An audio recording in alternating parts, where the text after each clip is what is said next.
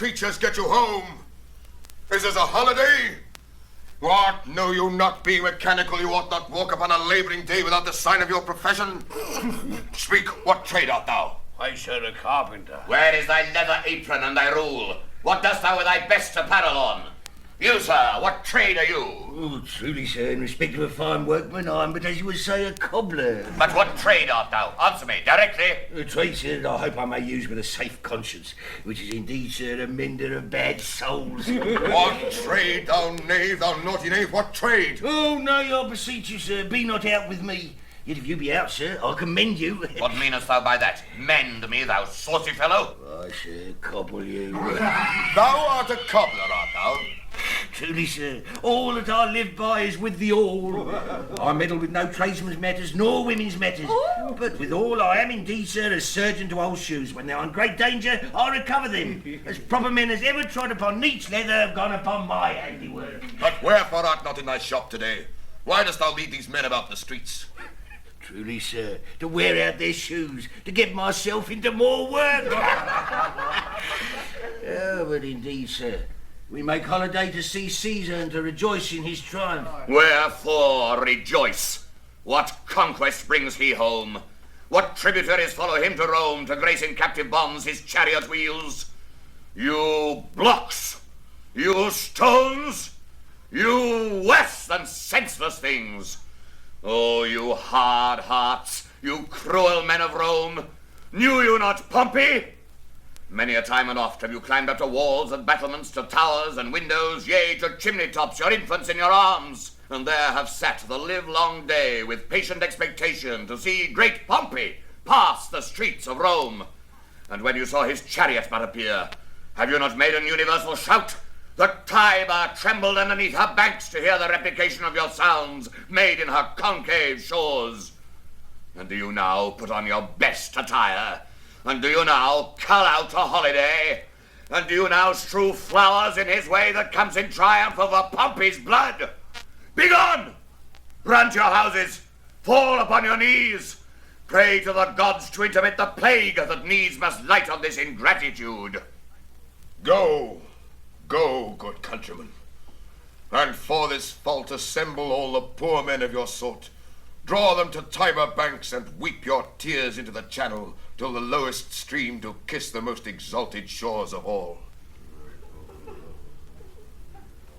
See where their basest metal be not moved. They vanish tongue-tied in their guiltiness. Go you down that way towards the Capitol. This way will I. Disrobe the images if you do find them decked with ceremonies. May we do so? You know it is the feast of Lupercal. It is no matter. Let no images be hung with Caesar's trophies. I'll about and drive away the vulgar from the streets. So do you too, where you perceive them thick. These growing feathers plucked from Caesar's wing will make him fly an ordinary pitch, who else would soar above the view of men and keep us all in servile fearfulness.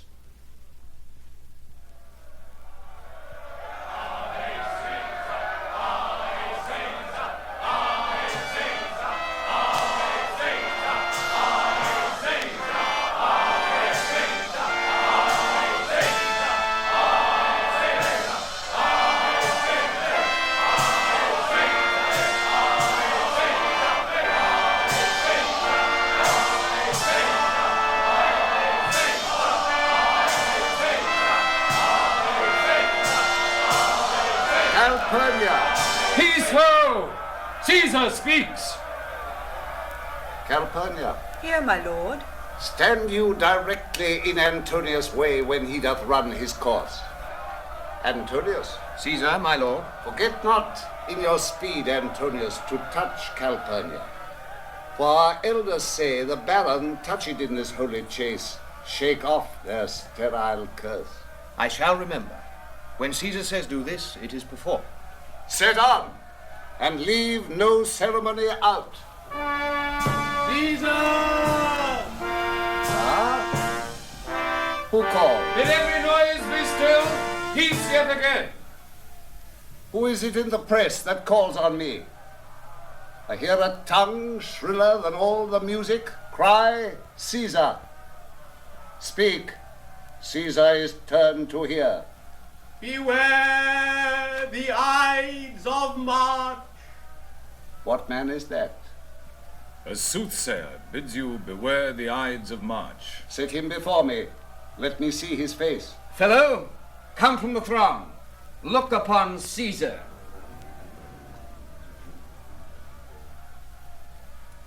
What sayest thou to me now? Speak once again. Beware the Ides of March. He is a dreamer. Let us leave him. Pass.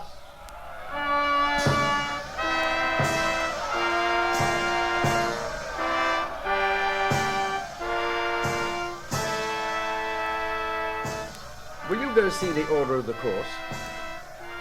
Not I. I pray you do. I am not gamesome. I do lack some part of that quick spirit that is in Antony. Let me not hinder, Cassius, your desires. I'll leave you. Brutus, I do observe you now of late. I have not from your eyes that gentleness and show of love as I was wont to have. You bear too stubborn and too strange a hand over your friend that loves you. Cassius, be not deceived. If I veiled my look, I turn the trouble of my countenance merely upon myself. Vexed I am of late with passions of some difference, conceptions only proper to myself, which give some soil perhaps to my behaviors.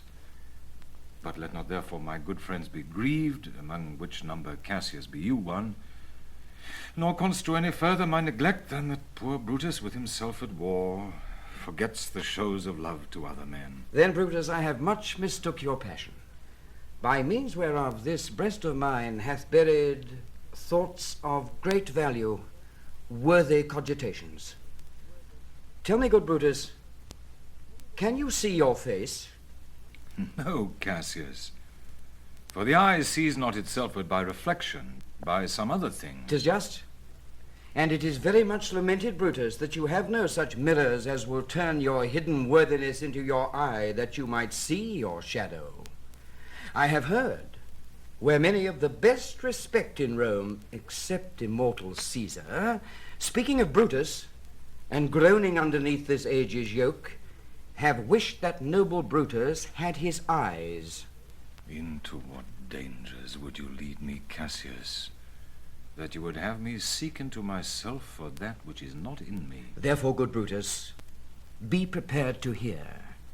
And since you know you cannot see yourself so well as by reflection, I, your glass, will modestly discover to yourself that of yourself which you yet know not of. And be not jealous on me, gentle Brutus. Were I a common laughter, or did use to stale with ordinary oaths my love to every new protester, if you know that I do fawn on men and hug them hard and after scandal them, or if you know that I profess myself in banqueting to all the rout, then hold me dangerous. What means this shouting? I do fear the people choose Caesar for their king. Aye. Do you fear it? Then must I think you would not have it so. I would not, Cassius. Yet I love him well. But wherefore do you hold me here so long? What is it that you would impart to me? If it be aught toward the general good, set honor in one eye and death in the other, and I will look on both indifferently.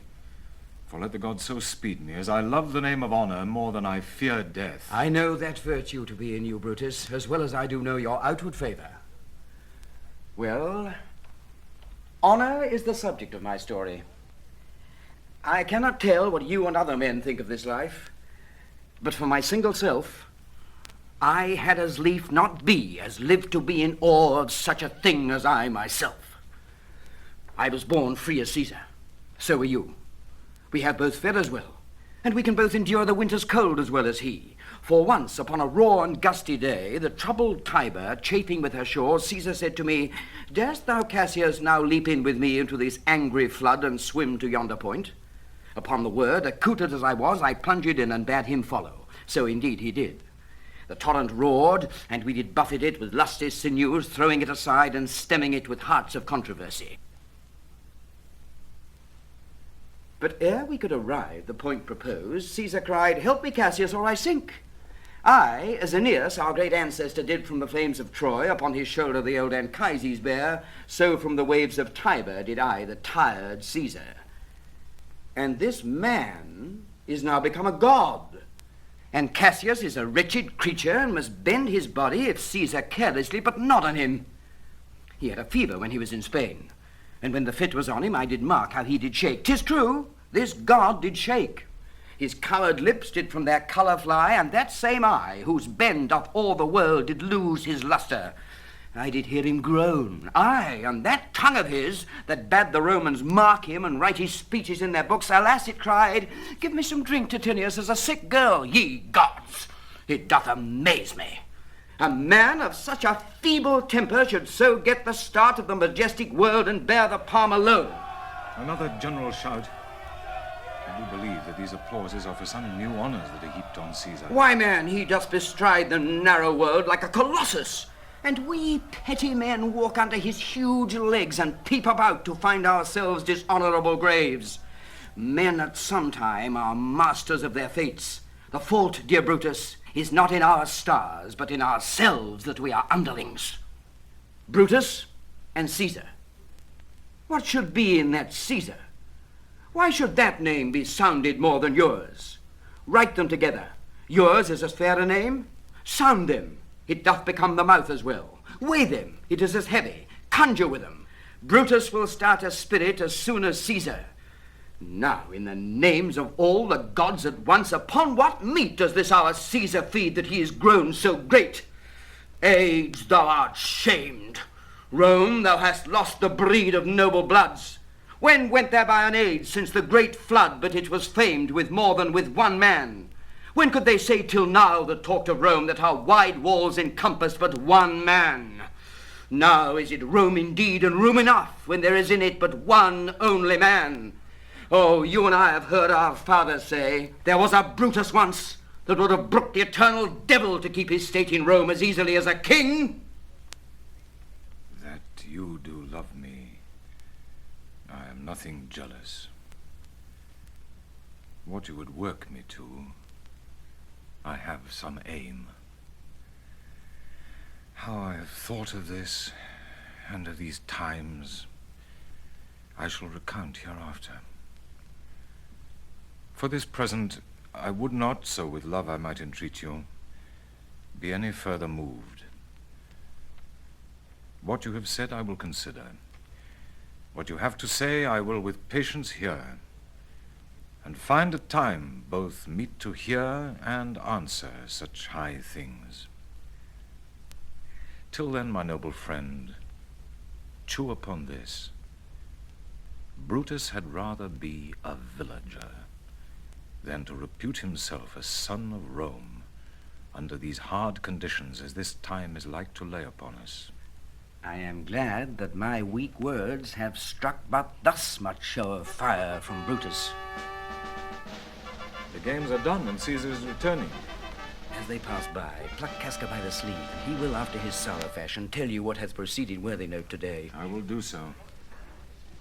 But look you, Cassius, the angry spot doth glow on Caesar's brow, and all the rest look like a chidden train. Calpurnia's cheek is pale, and Cicero looks with such ferret and such fiery eyes as we have seen him in the Capitol, being crossed in conference by some senators. Casca will tell us what the matter is.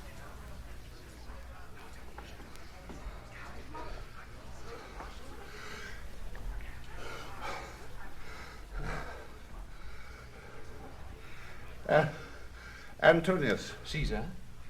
let me have men about me that are fat, sleek-headed men, and such who sleep o' nights. Yond Cassius hath a lean and hungry look. He thinks too much. Such men are dangerous. Fear him not, Caesar. He's not dangerous. He is a noble Roman and well given. Would he were fatter. But I fear him not.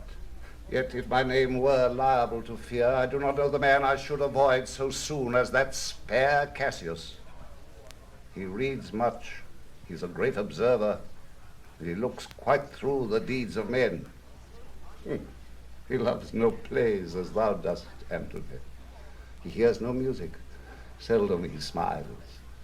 And smiles in such a sort as if he mocked himself and scorned his spirit that could be moved to smile at anything. Such men as he be never at heart's ease whilst they behold a greater than themselves, and therefore are they very dangerous.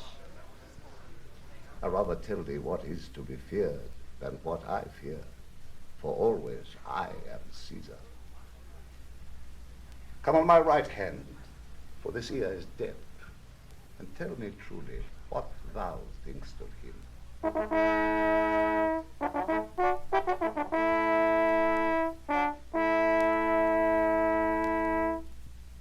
You pulled me by the cloak. Would you speak with me? Aye, Casca, tell us what hath chanced today that Caesar looks so sad. Why, you were with him, were you not? I should not then ask Casca what had chanced. Why, there was a crown offered him. And being offered him, he put it by with the back of his hand, thus. And then the people fell a-shouting. What was the second noise for? Why, for that too. They shouted thrice. What was the last cry for? Why, for that too. Was the crown offered him thrice? Aye, marry was't. And he put it by thrice, every time gentler than other. And at every putting by, mine honest neighbours shouted. Who offered him the crown? Why, Antony. Tell us the manner of it, gentle Casca. I can as well be hanged as tell the manner of it. It was mere foolery. I did not mark it. I saw Mark Antony offer him a crown. It was not a crown, neither. It was one of these coronets. And as I told you, he put it by once. But for all that, to my thinking, he would fain have had it. And then he offered it to him again. Then he put it by again. But to my thinking, he was very loath to lay his fingers off it.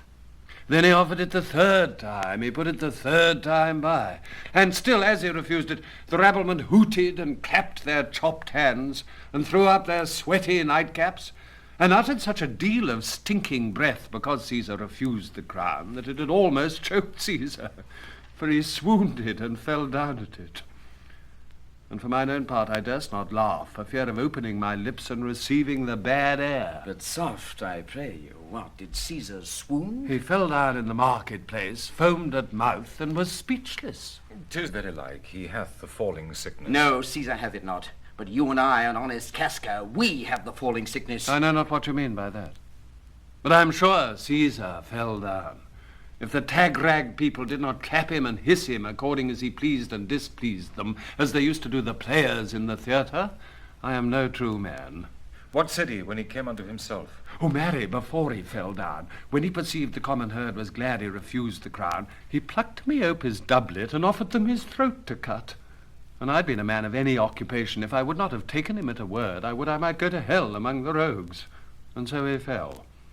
When he came to himself again, he said, if he had done or said anything amiss, he desired their worships to think it was his infirmity.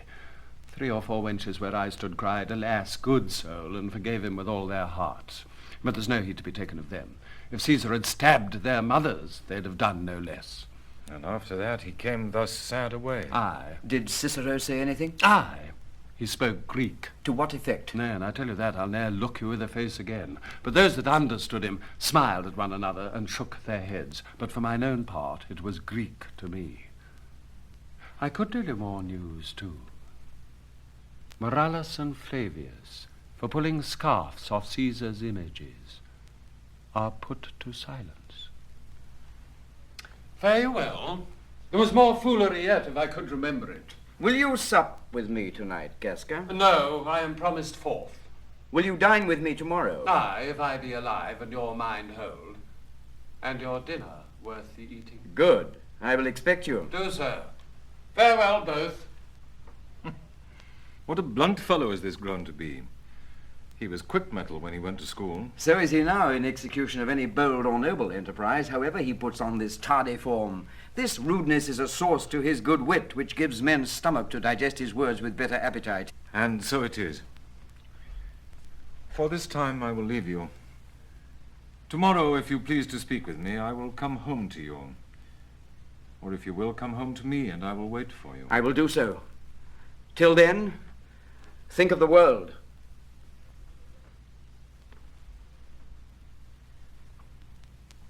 Well, Brutus, thou art noble. Yet I see thy honourable metal may be wrought from that it is disposed. Therefore it is meet that noble minds keep ever with their likes. For who so firm that cannot be seduced? Caesar doth bear me hard, but he loves Brutus. If I were Brutus now and he were Cassius, he should not humour me. I will this night in several hands in at his windows throw, as if they came from several citizens, writings, all tending to the great opinion that Rome holds of his name, wherein obscurely Caesar's ambition shall be glanced at. And after this, let Caesar seat him sure, for we will shake him, or worse days endure.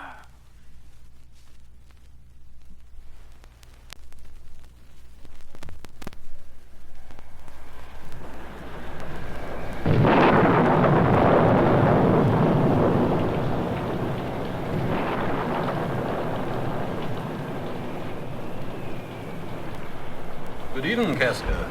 Brought you Caesar home? Why are you breathless, and why stare you, sir? Are not you moved when all the sway of earth shakes like a thing unfirm? Oh, Cicero, I have seen tempests, when the scolding winds have rived the knotty oaks, and I have seen the ambitious ocean swell and rage and foam to be exalted with the threatening clouds. But never till tonight, never till now, did I go through a tempest dropping fire. Either there is a civil strife in heaven, or else the world, too saucy with the gods, incenses them to send destruction. Why, saw you anything more wonderful? A common slave, you know him well by sight, held up his left hand, which did flame and burn like 20 torches joined, and yet his hand, not sensible of fire, remained unscorched. Besides, I had not since put up my sword. Against the Capitol I met a lion, who glazed upon me and went surly by without annoying me. And there were drawn upon a heap 100 ghastly women, transformed with their fear, who swore they saw men all in fire walk up and down the streets. And yesterday the bird of night did sit even at noonday upon the marketplace, hooting and shrieking. When these prodigies do so conjointly meet, let not men say these are their reasons, they are natural. For I believe they are portentous things under the climate that they point upon. Indeed, it is a strange disposed time. But men may construe things after their fashion, clean from the purpose of the things themselves. Comes Caesar to the capital tomorrow? He doth, for he did bid Antonius send word to you he would be there tomorrow. Good night then, Casca. This disturbed sky is not to walk in. Farewell, Cicero.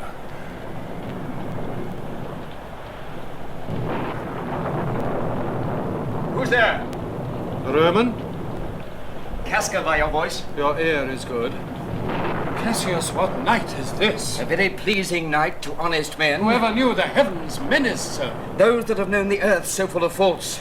For my part, I have walked about the streets, submitting me unto the perilous night, and thus unbraced Casca, as you see, have bared my bosom to the thunderstone. And when the cross-blue lightning seemed to open the breast of heaven, I did present myself, even in the aim and very flash of it. But wherefore did you so much tempt the heavens? It is the part of men to fear and tremble when the most mighty gods by token send such dreadful heralds to astonish us. You are dull, Casca, and those sparks of life that should be in a Roman you do want, or else you use not. You look pale and gaze and put on fear and cast yourself in wonder to see the strange impatience of the heavens. But if you would consider the true cause, why all these fires? Why all these gliding ghosts? Why birds and beasts from quality and kind? Why old men fools and children calculate? Why all these things change from their ordinance, their natures and preformed faculties to monstrous quality? Why, you shall find that heaven hath infused them with these spirits to make them instruments of fear and warning unto some monstrous state. How could I, Casca, name to thee a man most like this dreadful night that thunders, lightens, opens graves, and roars as doth the lion in the Capitol?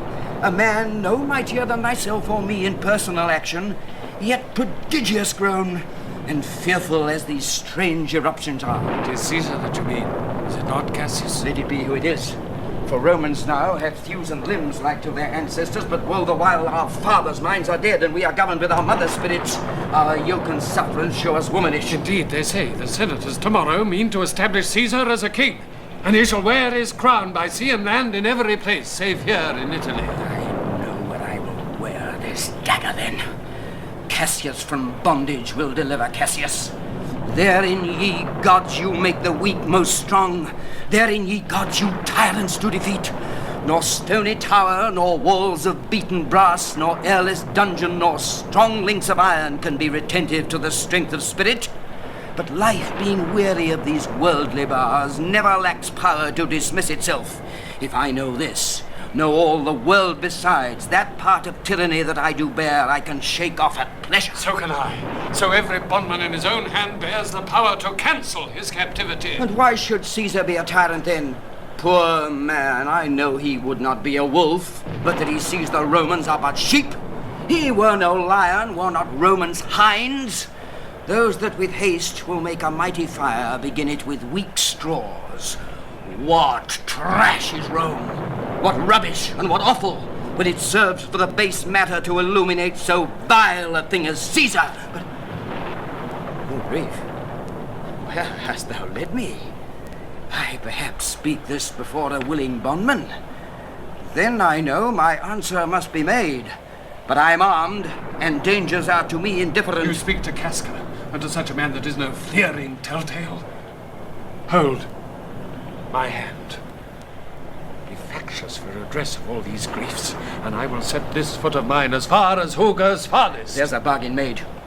Now know you, Casca, I have moved already some certain of the noblest-minded Romans to undergo with me an enterprise of honorable, dangerous consequence.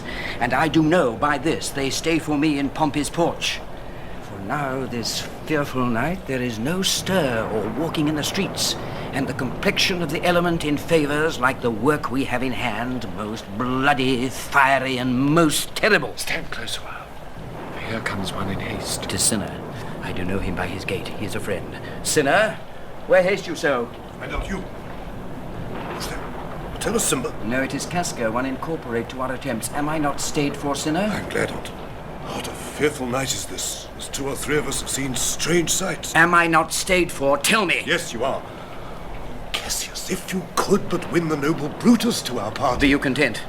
Good Sinner, take this paper, and look you, lay it in the praetor's chair where Brutus may but find it, and throw this in at his window, set this up with wax upon old Brutus' statue. All this done, repair to Pompey's porch, where you shall find us. Is Decius Brutus and Trebonius there? All but Metellus Simba, and he's gone to seek you at your house. Well, I will hie, and so bestow these papers as you bade me. That done, repair to Pompey's theatre. Come, Casca.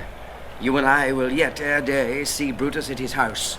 3 parts of him is ours already, and the man entire upon the next encounter yields him ours. He sits high in all the people's hearts, and that which would appear offense in us, his countenance, like richest alchemy, will change to virtue and to worthiness. Him and his worth and our great need of him you have right well conceded. Let us go, for it is after midnight, and ere day we will awake him and be sure of him.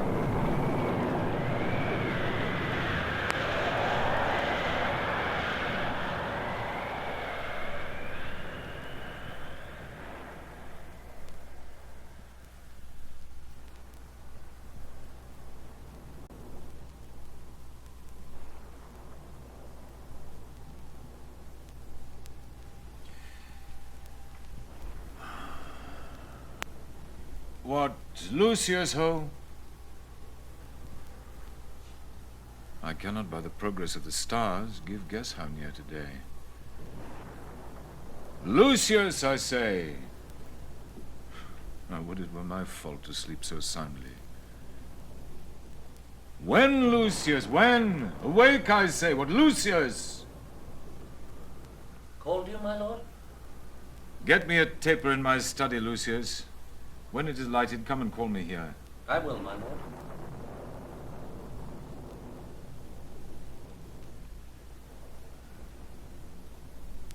It must be by his death. And for my part, I know no personal cause to spurn at him, but for the general. He would be crowned. How that might change his nature, there's the question. It is the bright day that brings forth the adder, and that craves wary walking. Crown him. That, and And then I grant we put a sting in him that at his will he may do danger with. The abuse of greatness is when it disjoins remorse from power. And to speak truth of Caesar, I have not known when his affections swayed more than his reason. But 'tis a common proof that lowliness is young ambition's ladder, whereto the climber upward turns his face. But when he once attains the upmost round, he then unto the ladder turns his back, looks in the clouds, scorning the base degrees by which he did ascend. So Caesar may, then, lest he may, prevent. And since the quarrel will bear no colour for the thing he is, fashion it thus, that what he is, augmented, would run to these and these extremities, and therefore think him as a serpent's egg, which hatched would as his kind grow mischievous, and kill him in the shell. The taper burneth in your closet, sir. Searching the window for a flint, I found this paper, thus sealed up. And I am sure it did not lie there when I went to bed. Get you to bed again, it is not day. Is not tomorrow, boy, the Ides of March? I know not, sir. Look in the calendar and bring me word. I will, sir. The exhalations whizzing in the air give so much light that I may read by them.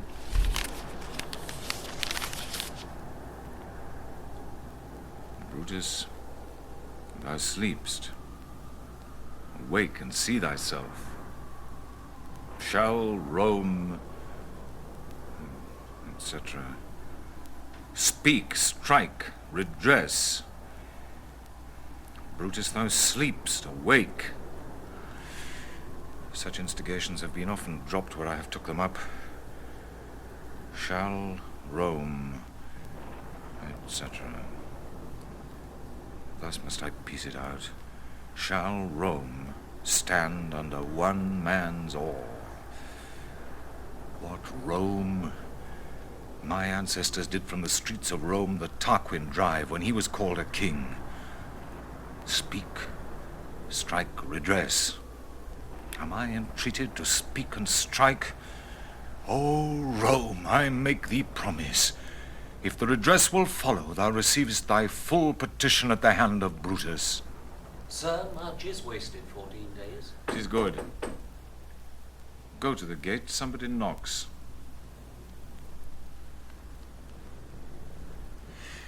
Since Cassius first did whet me against Caesar, I have not slept. Between the acting of a dreadful thing and the first motion, all the interim is like a phantasmal or a hideous dream. The genius and the mortal instruments are then in council, and the state of man, like to a little kingdom, suffers then the nature of an insurrection. Sir, 'tis your brother Cassius at the door who doth desire to see you. Is he alone? No, sir. There are more with him. Do you know them? No, sir. Their hats are plucked about their ears, and half their faces buried in their cloaks, that by no means I may discover them by any mark of favour. Let him enter. They are the faction. Oh, conspiracy, shamest thou to show thy dangerous brow by night when evils are most free? Oh, then, by day, where wilt thou find a cavern dark enough to mask thy monstrous visage? Seek none conspiracy, hide it in smiles and affability. For if thou have thy native semblance on, not Erebus itself were dim enough to hide thee from prevention. I think we are too bold upon your rest. Good morrow, Brutus. Do we trouble you? I have been up this hour, awake all night. Know I these men that come along with you? Yes, every man of them. And no man here but honours you. And every one doth wish you had but that opinion of yourself which every noble Roman bears of you. This is Trebonius. He is welcome hither. This Decius Brutus. He is welcome too. This Casca, this Cinna, and this Metellus Cimber. They are all welcome. What watchful cares do interpose themselves betwixt your eyes and night? Shall I entreat a word? Here lies the east. Doth not the day break here? No. Oh, pardon, sir, it doth. And yon grey lines that fret the clouds are messengers of day. You shall confess that you are both deceived. Here, as I point my sword, the sun arises, which is a great way growing on the south, weighing the youthful season of the year. Some 2 months hence up higher toward the north he first presents his fire, and the high east stands as the capital directly here. Give me your hands all over, one by one. And let us swear our resolution. No, not an oath. If not the faith of men, the sufferance of our souls, the time's abuse, if these be motives weak, break off betimes, and every man hence to his idle bed. So let high-sighted tyranny range on till each man drop by lottery. But if these, as I'm sure they do, bear fire enough to kindle cowards, and to steal with valor the melting spirits of women, then, countrymen, what need we any spur but our own cause to prick us to redress? What other bond than secret Romans that have spoke the word and will not palter? And what other oath than honesty to honesty engaged, that this shall be or we will fall for it? Swear priests and cowards, and men cautelous, old feeble carrions, and such suffering souls that welcome wrongs. Unto bad causes swear such creatures as men doubt, but do not stain the even virtue of our enterprise, nor the insuppressive metal of our spirits, to think that or our cause or our performance did need an oath, when every drop of blood that every Roman bears, and nobly bears, is guilty of a several bastardy, if he do break the smallest particle of any promise that hath passed from him. But what of Cicero? Shall we sound him? I think he will stand very strong with us. Let us not leave him out. No, by no means. Oh, let us have him, for his silver hairs will purchase us a good opinion, and buy men's voices to commend our deeds. It shall be said his judgment ruled our hands. Our youths and wildness shall no whit appear, but all be buried in his gravity. Oh, name him not, let us not break with him, for he will never follow anything that other men begin. Then leave him out. Indeed, he is not fit. Shall no man else be touched but only Caesar? Decius, well urged. I think it is not meet Mark Antony, so well beloved of Caesar, should outlive Caesar. We shall find of him a shrewd contriver, and you know his means, if he improves them, may well stretch so far as to annoy us all. Which to prevent, let Antony and Caesar fall together. Our course will seem too bloody, Caius Cassius, to cut the head off and then hack the limbs like wrath in death, and envy afterwards, for Antony is but a limb of Caesar. Let us be sacrificers, but not butchers, Caius. We all stand up against the spirit of Caesar, and in the spirit of men there is no blood. Oh, that we then could come by Caesar's spirit, and not dismember Caesar. But alas, Caesar must bleed for it. And gentle friends, let's kill him boldly, but not wrathfully. Let's carve him as a dish fit for the gods, not hew him as a carcass fit for hounds. And let our hearts, as subtle masters do, stir up their servants to an act of rage, and after seem to chide them. This shall make our purpose necessary and not envious, which so appearing to the common eyes, we shall be called purgers, not murderers. And for Mark Antony, think not of him, for he can do no more than Caesar's arm when Caesar's head is off. Yet I fear him, for in the engrafted love he bears to Caesar... Alas, good Cassius, do not think of him. If he loves Caesar, all that he can do is to himself. Take thought and die for Caesar. And that were much he should, for he is given to sports, to wildness, and much company. There is no fear in him. Let him not die, for he will live and laugh at this hereafter. Peace. Count the clock. The clock hath stricken 3. 'Tis time to part. But it is doubtful yet whether Caesar will come forth today or no. For he is superstitious grown of late, quite from the main opinion he held once of fantasy of dreams and ceremonies. It may be these apparent prodigies, the unaccustomed terror of this night, and the persuasion of his augurers may hold him from the Capitol today. Never fear that. If he be so resolved, I can sway him. For he loves to hear that unicorns may be betrayed with trees, and bears with glasses, elephants with holes, lions with toils, and men with flatterers. But when I tell him he hates flatterers, he says he does, being then most flattered. Let me work, for I can give his humour the true bent, and I will bring him to the Capitol. Nay, we will all of us be there to fetch him. By the 8th hour. Is that the uttermost? Be that the uttermost, and fail not then. Caius Ligarius doth bear Caesar hard, who rated him for speaking well of Pompey. I wonder none of you have thought of him. Now, good Metellus, go along by him. He loves me well, and I've given him reasons. Send him but hither, and I'll fashion him. The morning comes upon us. We'll leave you, Brutus. And friends, disperse yourselves, but all remember what you have said, and show yourselves true Romans. Good gentlemen, look fresh and merrily. Let not our looks put on our purposes, but bear it as our Roman actors do, with untired spirits and formal constancy. And so, good morrow to you, everyone.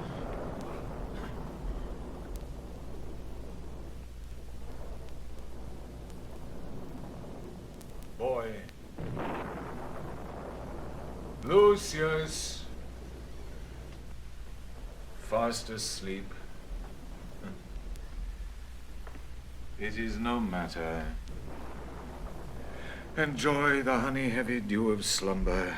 Thou hast no figures nor no fantasies which busy care draws in the brains of men. Therefore thou sleepst so sound. Brutus, my lord. Portia, what mean you? Wherefore rise you now? It is not for your health thus to commit your weak condition to the raw, cold morning. Nor for yours neither. You ungently, Brutus, stole from my bed, and yesternight at supper you suddenly arose and walked about, musing and sighing with your arms across. And when I asked you what the matter was, you stared upon me with ungentle looks. I urged you further. Then you scratched your head, and too impatiently stamped with your foot. Yet I insisted. Yet you answered not, but with an angry wafter of your hand gave sign for me to leave you. So I did, fearing to strengthen that impatience which seemed too much enkindled, and withal hoping it was but an effect of humour which sometime hath his hour with every man. It will not let you eat, nor talk, nor sleep, and could it work so much upon your shape as it hath much prevailed on your condition, I should not know you, Brutus. Dear my lord, make me acquainted with your cause of grief. I am not well in health, and that is all. Brutus is wise, and were he not in health, he would embrace the means to come by it. Why, so I do.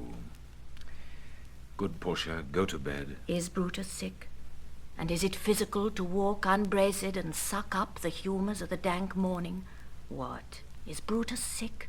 And will he steal out of his wholesome bed to dare the vile contagion of the night, and tempt the roomy and unpurged air to add unto his sickness? No, my Brutus, you have some sick offence within your mind, which by the right and virtue of my place I ought to know of, and upon my knees I charm you, by my once commended beauty, by all your vows of love, and that great vow which did incorporate and make us one, that you unfold to me, yourself, your half, why you are heavy, and what men tonight have had resort to you, for here have been some 6 or 7 who did hide their faces even from darkness. Kneel not, gentle Portia. I should not need if you were gentle, Brutus. Within the bond of marriage, tell me, Brutus, is it accepted I should know no secrets that appertain to you? Am I yourself but, as it were, in sort or limitation, to keep with you at meals, comfort your bed, and talk to you sometimes? Dwell I but in the suburbs of your good pleasure? If it be no more, Portia is Brutus' harlot, not his wife. You are my true and honourable wife, as dear to me as are the ruddy drops that visit my sad heart. If this were true, then should I know this secret. I grant I am a woman, but withal a woman that Lord Brutus took to wife. I grant I am a woman, but withal a woman well reputed, Cato's daughter. Think you I am no stronger than my sex, being so fathered and so husbanded? Tell me your counsels, I will not disclose 'em. I have made strong proof of my constancy, giving myself a voluntary wound here in the thigh. Can I bear that with patience, and not my husband's secrets? O ye gods, Render me worthy of this noble wife. Hark, hark. One knocks. Portia, go in a while. And by thy bosom shall partake the secrets of my heart. All my engagements I will construe to thee. All the correctory of my sad brows. Leave me with haste. Lucius! Who's that knocks? Here is a sick man that would speak with you. Caius Ligarius that Metellus spoke of. Boys, stand aside. Caius Ligarius, how? Vouchsafe good morrow from a feeble tongue. Oh, what a time. Have you chose our brave Caius to wear a kerchief? Would you were not sick? I am not sick if Brutus have in hand any exploit worthy the name of honor.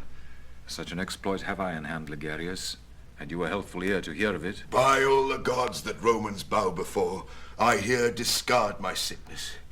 Soul of Rome, brave son, derived from honorable loins, thou, like an exorcist, hast conjured up my mortified spirit. Now bid me run, and I will strive with things impossible, yea, get the better of them. What's to do? A piece of work that will make sick men whole. But are not some whole that we must make sick? That must we also. What it is, my Caius, I shall unfold to thee as we are going, to whom it must be done. Set on your foot, and with a heart new fired I follow you, to do I know not what, but it sufficeth that Brutus leads me on. Follow me then.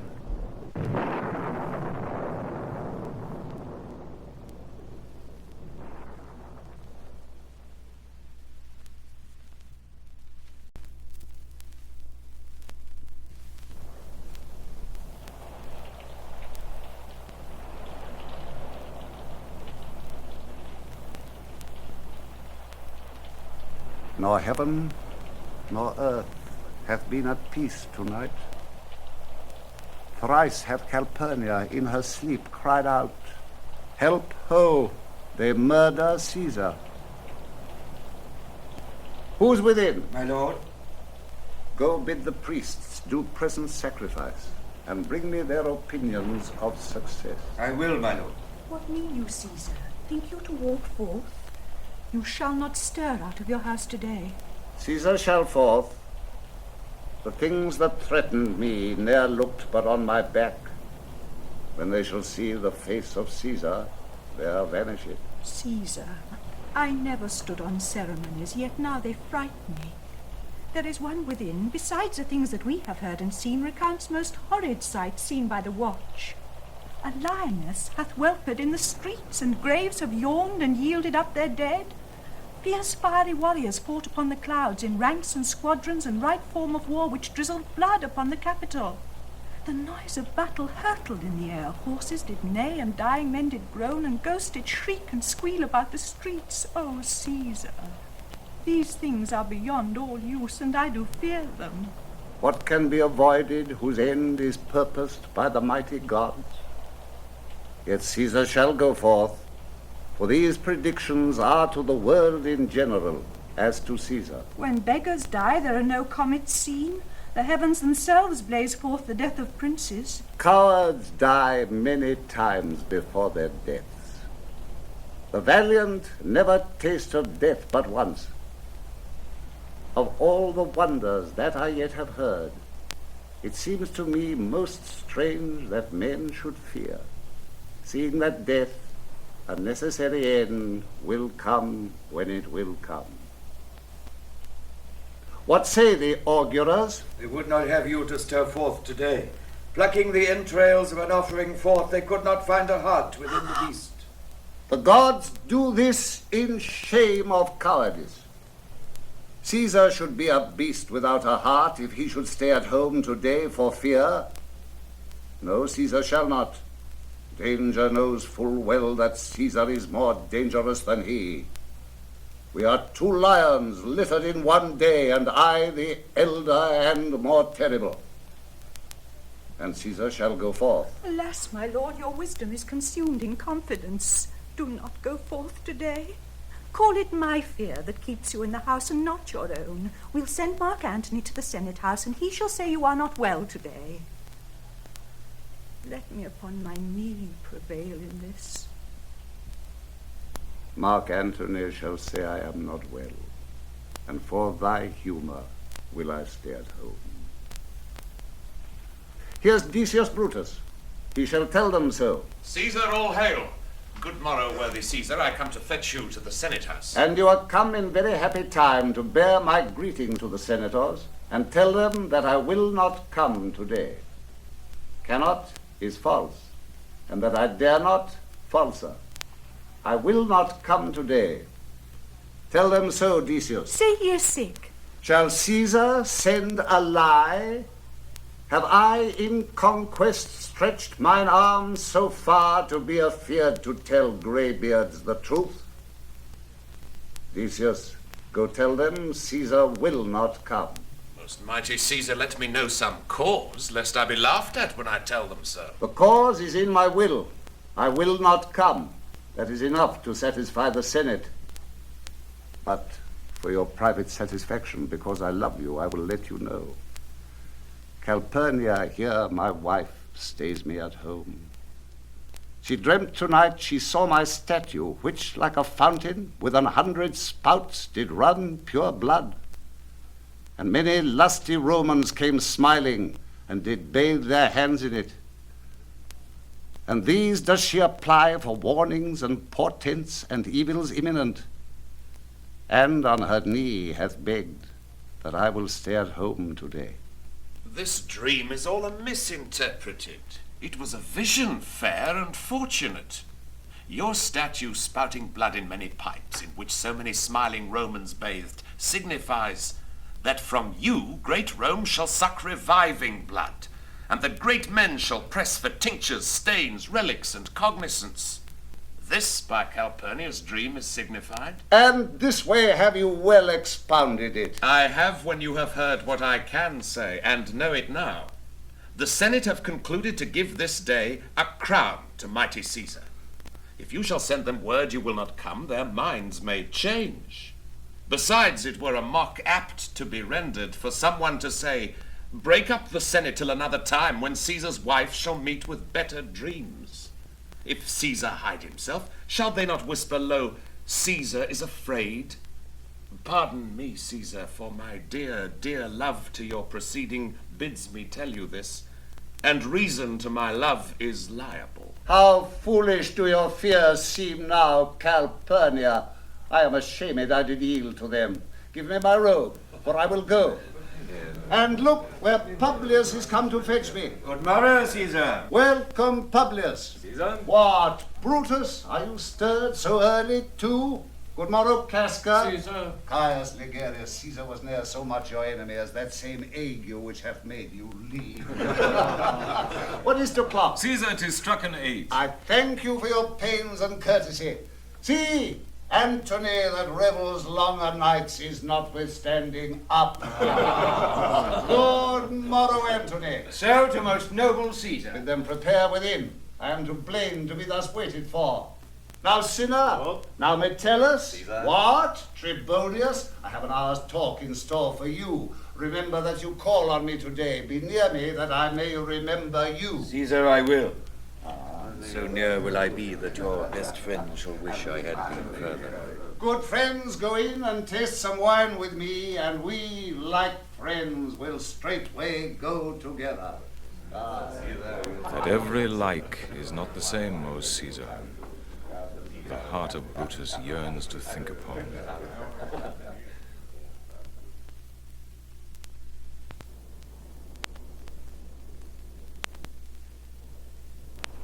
Caesar, beware of Brutus, take heed of Cassius, come not near Casca, have an eye to Cinna, trust not Tribonius, mark well Metellus Cimber.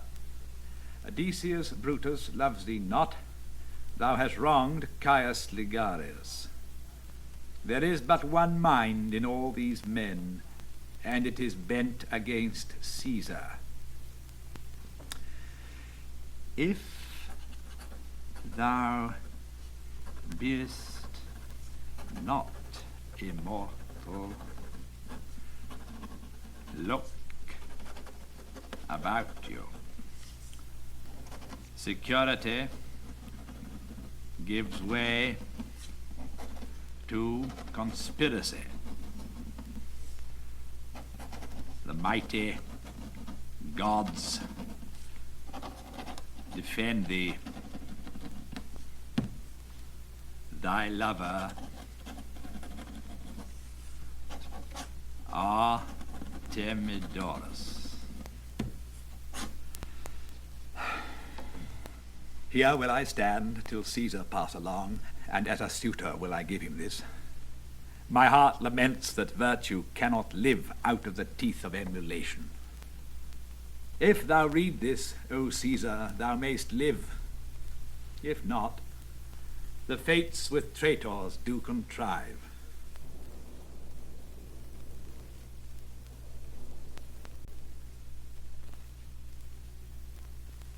I prithee, boy, run to the Senate House. Stay not to answer me, but get thee gone. Why dost thou stay? To know my errand, madam. I would have had thee there and here again ere I can tell thee what thou shouldst do there. O Constancy, be strong upon my side. Set a huge mountain between my heart and tongue. I have a man's mind, but a woman's might. How hard it is for women to keep counsel. Art thou here yet? Oh, madam, what should I do? Run to the capital and nothing else, and so return to you and nothing else? Yes. Bring me word, boy, if thy lord look well, for he went sickly forth, and take good note what Caesar doth, what suitors press to him. Hark, boy, what noise is that? I hear none, madam. Prithee, listen well. I heard a bustling rumour like a fray, and the wind brings it from the capital. Sooth, madam, I hear nothing. Come hither, fellow. Which way hast thou been? At mine own house, good lady. What is the clock? About the 9th hour, lady. Is Caesar yet gone to the capital? Madam, not yet. I go to take my stand to see him pass on to the capital. Thou hast some suit to Caesar, hast thou not? That I have, lady.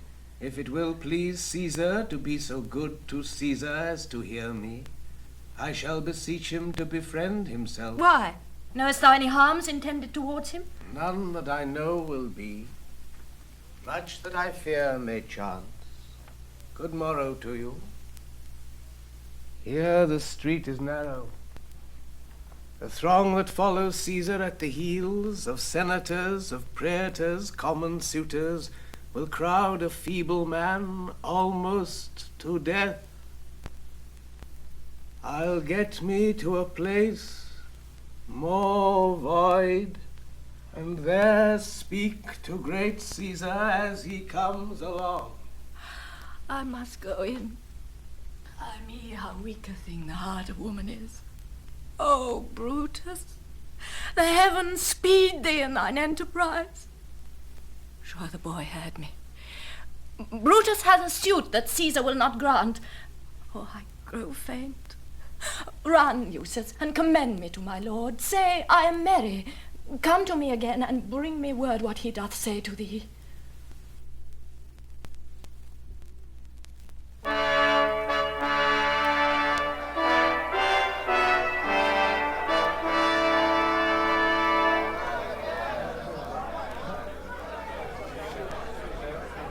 The Ides of March are come. I, Caesar, but not gone. Hail, Caesar! Read this schedule. Trebonius doth desire you to read at your best leisure this his humble suit. Oh, Caesar, read mine first, for mine's a suit that touches Caesar nearer. Read it, great Caesar. What touches us ourself shall be last served. Delay not, Caesar. Read it instantly. What, is the fellow mad? Sirrah, give place. What, urge you your petitions in the street? Come to the capital. I wish your enterprise today may thrive. What enterprise? Papilius! Fare you well. What said Papilius, Lena? He wished today our enterprise might thrive. I fear our purpose is discovered. Look how he makes to Caesar. Mark him. Casca, be sudden, for we fear prevention. Brutus, what shall be done? If this be known, Cassius or Caesar never shall turn back, for I will slay myself. Cassius, be constant. Papilius Lena speaks not of our purposes. For look, he smiles, and Caesar doth not change. Trebonius knows his time. For look you, Brutus, he draws Mark Antony out of the way. Where is Metellus Simba? Let him go and presently prefer his suit to Caesar. He is addressed. Press near and second him. Casca, you are the first that rears your hand. Are we all ready? What is now amiss that Caesar and his Senate must redress? Most high, most mighty, and most puissant Caesar, Metellus Simba throws before thy seat an humble heart. I must prevent thee, Simba. These couchings and these lowly courtesies might fire the blood of ordinary men, and turn pre-ordinance and first decree into the law of children. Be not fond to think that Caesar bears such rebel blood that will be thawed from the true quality with that which melteth fools. I mean sweet words, low crooked curtsies, and base spaniel fawning. Thy brother by decree is banished. If thou dost bend and pray and fawn for him, I spurn thee like a cur out of my way. No, Caesar doth not wrong, nor without cause will he be satisfied. Is there no voice more worthy than mine own, to sound more sweetly in great Caesar's ear for the repealing of my banished brother? I kiss thy hand, but not in flattery, Caesar, desiring thee that Publius Simba may have an immediate freedom of repeal. What? Brutus? Pardon, Caesar. Caesar, pardon. As low as to thy foot doth Cassius fall, to beg enfranchisement for Publius Simba. I could be well moved if I were as you. If I could pray to move, prayers would move me. But I am constant as the northern star, of whose true fixed and resting quality there is no fellow in the firmament. The skies are painted with unnumbered sparks. They are all fire, and every one doth shine. But there's but one in all doth hold his place. So in the world, it is furnished well with men, and men of flesh and blood and apprehensive. Yet in the number I do know but one that unassailable holds on his rank unshaked of motion. And that I am he, let me a little show it, even in this. That I was constant, Simba should be banished, and constant do remain to keep him so. Oh, Caesar! Hence, wilt thou lift up Olympus? Great Caesar! Doth not Brutus bootless kneel? Speak, hands for me!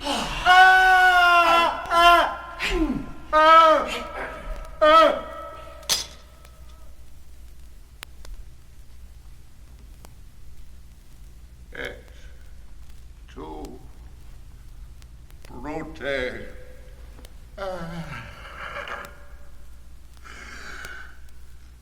Then fall, Caesar.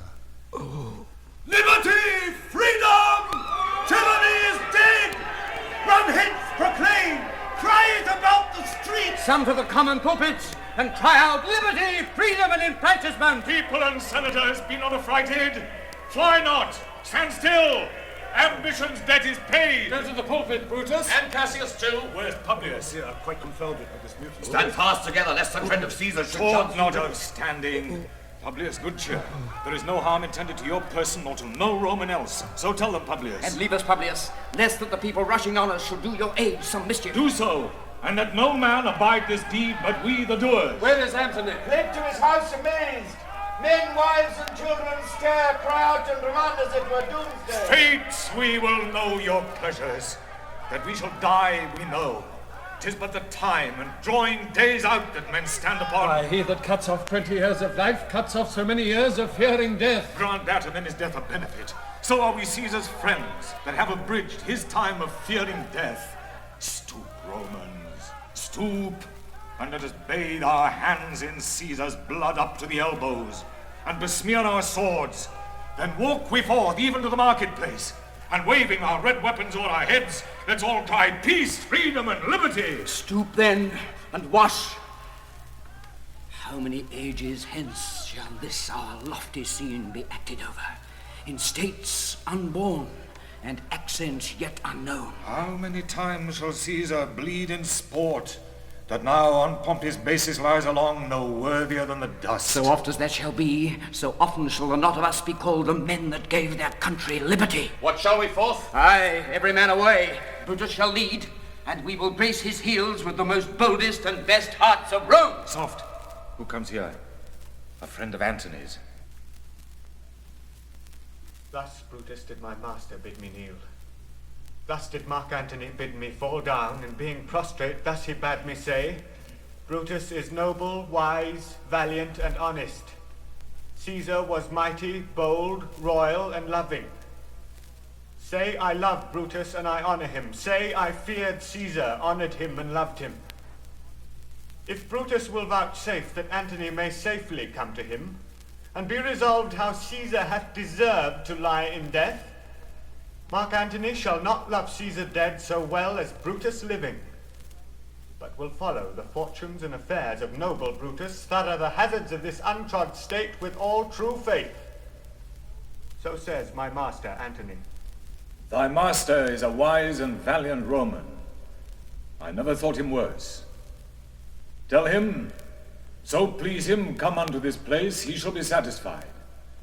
And by my honor depart untouched. I'll fetch him presently. I know that we shall have him well to friend. I wish we may, but yet have I a mind that fears him much, and my misgivings still fall shrewdly to the purpose. But here comes Antony. Welcome, Mark Antony.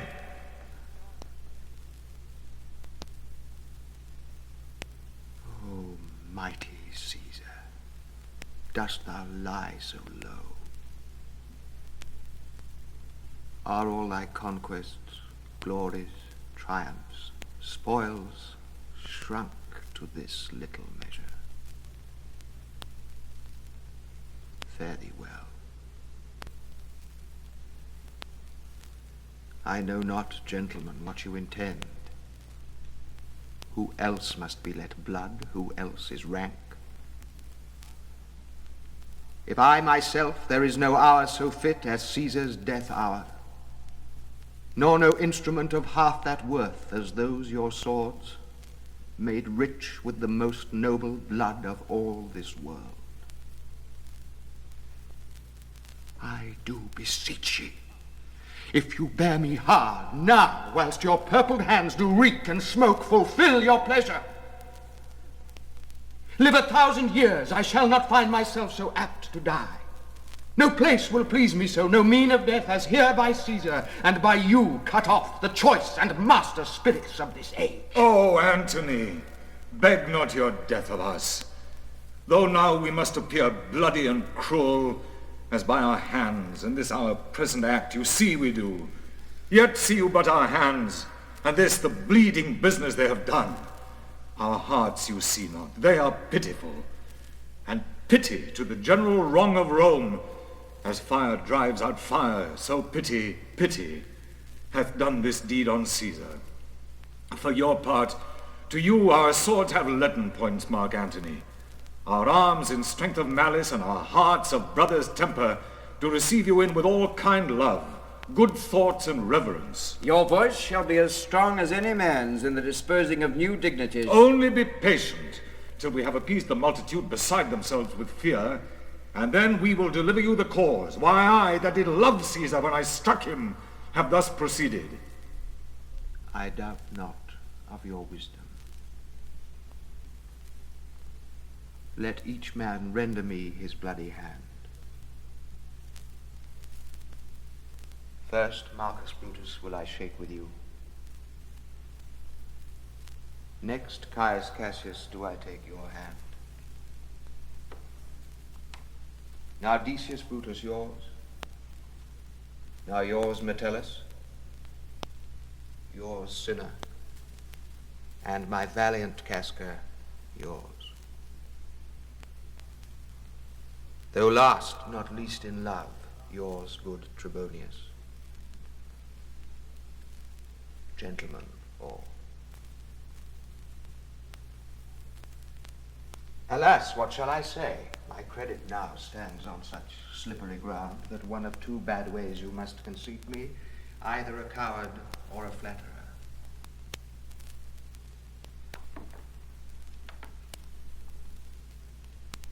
that I did love thee, Caesar, oh, 'tis true. If then thy spirit look upon us now, shall it not grieve thee dearer than thy death, to see thy Antony making his peace, shaking the bloody fingers of thy foes most noble in the presence of thy corse? Had I as many eyes as thou hast wounds, weeping as fast as they stream forth thy blood, it would become me better than to close in terms of friendship with thine enemies. Pardon me, Julius. Here wast thou bade, brave heart, here didst thou fall, and here thy hunters stand, signed in thy spoil and crimsoned in thy lethe. O world, thou wast the forest to this heart, and this indeed, O world, the heart of thee. How like a deer strucken by many princes dost thou here lie. Mark Antony. Pardon me, Caius Cassius.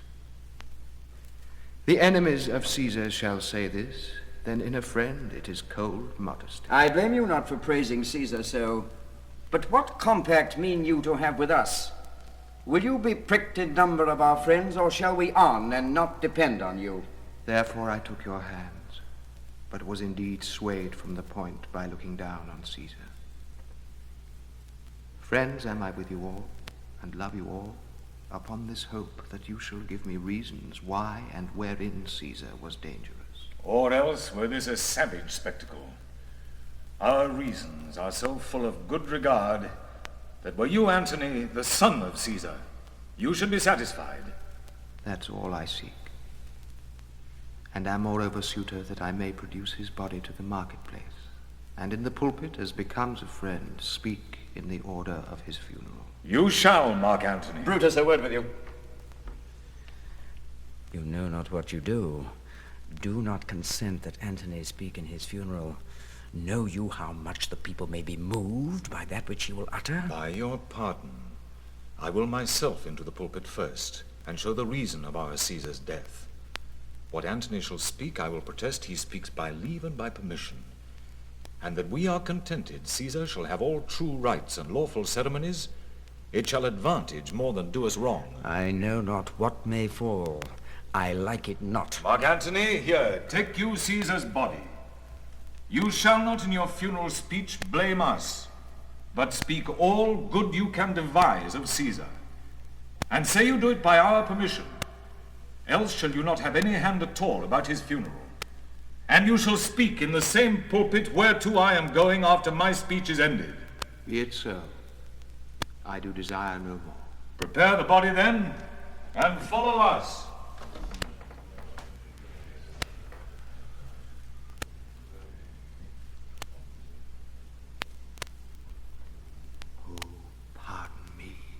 Bleeding piece of earth, that I am meek and gentle with these butchers. Thou art the ruins of the noblest man that ever lived in the tide of times. Woe to the hand that shed this costly blood. Over thy wounds now do I prophesy, which like dumb mouths do ope their ruby lips to beg the voice and utterance of my tongue. A curse shall light upon the limbs of men. Domestic fury and fierce civil strife shall cumber all the parts of Italy. Blood and destruction shall be so in use, and dreadful objects so familiar, that mothers shall but smile when they behold their infants quartered with the hands of war, all pity choked with custom of fell deeds. And Caesar's spirit, ranging for revenge, with Ate by his side, come hot from hell, shall in these confines with a monarch's voice cry havoc, and let slip the dogs of war, that this foul deed shall smell above the earth, with carrion men groaning for burial.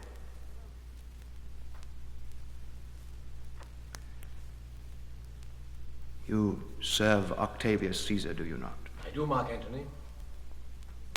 Caesar did right for him to come to Rome. He did receive his letters and is coming, and bid me say to you by word of mouth, Oh, Caesar! Thy heart is big, get thee apart and weep. Passion I see is catching, for mine eyes, seeing those beads of sorrow stand in thine, begin to water. Is thy master coming? He lies tonight within 7 leagues of Rome. Post back with speed and tell him what hath chanced. Here is a morning Rome, a dangerous Rome, no Rome of safety for Octavius yet. Hie hence and tell him so. Yet stay a while. Thou shalt not back till I have borne this corse into the marketplace. There shall I try in my oration how the people take the cruel issue of these bloody men, according to the which thou shalt discourse to young Octavius of the state of things. Lend me your hand.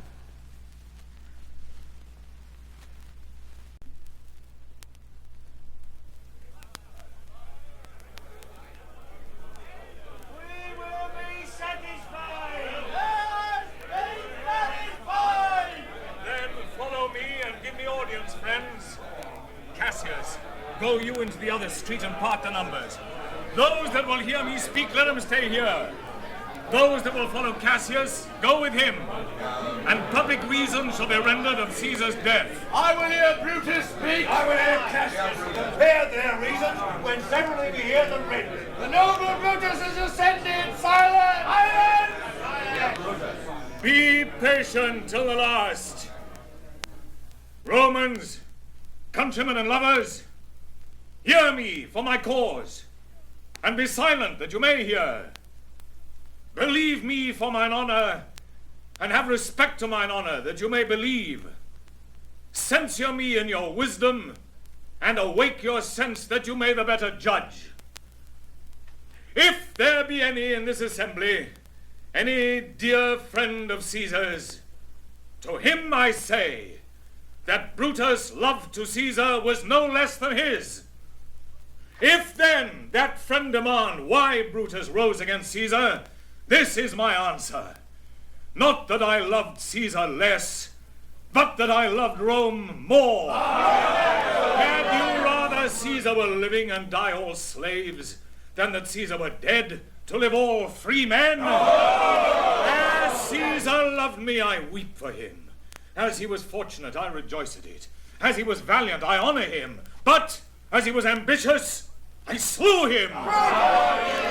There is tears for his love, joy for his fortune, honor for his valor, and death for his ambition. Who is here so base that would be a bondman? If any, speak, for him have I offended. Who is here so rude that would not be a Roman? If any, speak, for him have I offended. Who is here so vile that will not love his country? If any, speak, for him have I offended. I pause for a reply. Then none have I offended. I have done no more to Caesar than you shall do to Brutus. The question of his death is enrolled in the Capitol. His glory not extenuated, wherein he was worthy, nor his offences enforced, for which he suffered death. Here comes his body, mourned by Mark Antony, who, though he had no hand in his death, shall receive the benefit of his dying, a place in the Commonwealth, as which of you shall not? With this I depart, that as I slew my best lover for the good of Rome, I have the same dagger for myself, when it shall please my country to need my death. Live Brutus!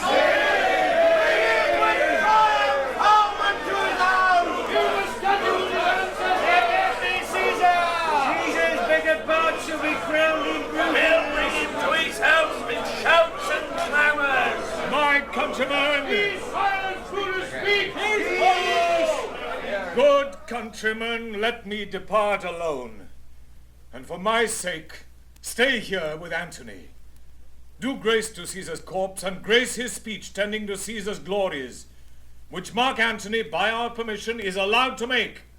I do entreat you, not a man depart, save I alone, till Antony have spoke. Stay ho and let us hear Mark Antony. Let him go up into the public chair. We'll hear him. Noble Antony. am beholding to you. What does he say of Brutus? He says for Brutus' sake he finds himself beholden to us all. Best he speak no harm of Brutus here. This Caesar was a tyrant. Hey, that's certain. We are blessed that Rome is rid of him. Peace! Let us hear what Antony can say! You gentle Romans! Peace, ho! Let us hear him. Friends, Romans, countrymen, lend me your ears. I come to bury Caesar, not to praise him. The evil that men do lives after them. The good is oft interred with their bones. So let it be with Caesar. The noble Brutus hath told you Caesar was ambitious. If it was so, it was a grievous fault, and grievously hath Caesar answered it. Here, under leave of Brutus and the rest, for Brutus is an honourable man. So are they all honourable men. Come I to speak in Caesar's funeral. He was my friend, faithful and just to me. But Brutus says he was ambitious, and Brutus is an honourable man. He hath brought many captives home to Rome, whose ransoms did the general coffers fill. Did this in Caesar seem ambitious? When the poor have cried, Caesar hath wept. Ambition should be made of sterner stuff, yet Brutus says he was ambitious, and Brutus is an honourable man. You all did see that on the Lupercal I thrice presented him a kingly crown, which he did thrice refuse. Was this ambition? Yet Brutus says he was ambitious, and sure he is an honourable man. I speak not to disprove what Brutus spoke, but here I am to speak what I do know. You all did love him once, not without cause. What cause withholds you then to mourn for him? Oh, judgment, thou art fled to brutish beasts, and men have lost their reason. Bear with me. My heart is in the coffin there with Caesar, and I must pause till it come back to me.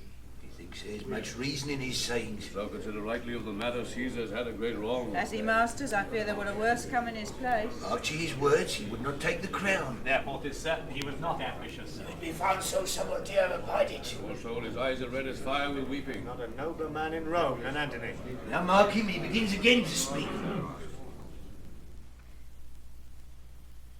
But yesterday, the word of Caesar might have stood against the world. Now lies he there, and none so poor to do him reverence. O masters, if I were disposed to stir your hearts and minds to mutiny and rage, I should do Brutus wrong and Cassius wrong, who you all know are honourable men. I will not do them wrong. I rather choose to wrong the dead, to wrong myself and you, than I will wrong such honourable men. But here's a parchment with the seal of Caesar. I found it in his closet. 'Tis his will. Let but the commons hear this testament, which, pardon me, I do not mean to read, and they would go and kiss dead Caesar's wounds, and dip their napkins in his sacred blood. Yea, beg a hair of him for memory, and dying mention it within their wills, bequeathing it as a rich legacy unto their issue. We'll hear the will. Read it, Mark Antony. Have patience, gentle friends, I must not read it. It is not meet you know how Caesar loved you. You are not wood, you are not stones, but men. And being men, hearing the will of Caesar, it will inflame you, it will make you mad.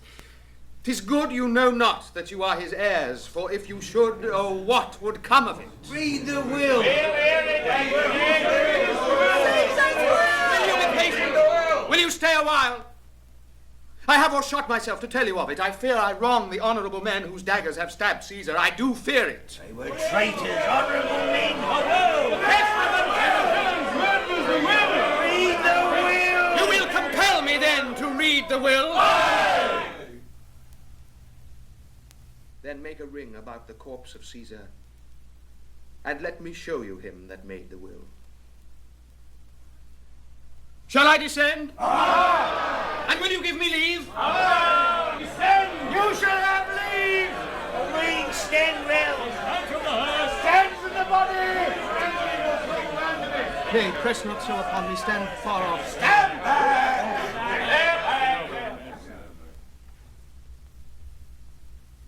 If you have tears, prepare to shed them now.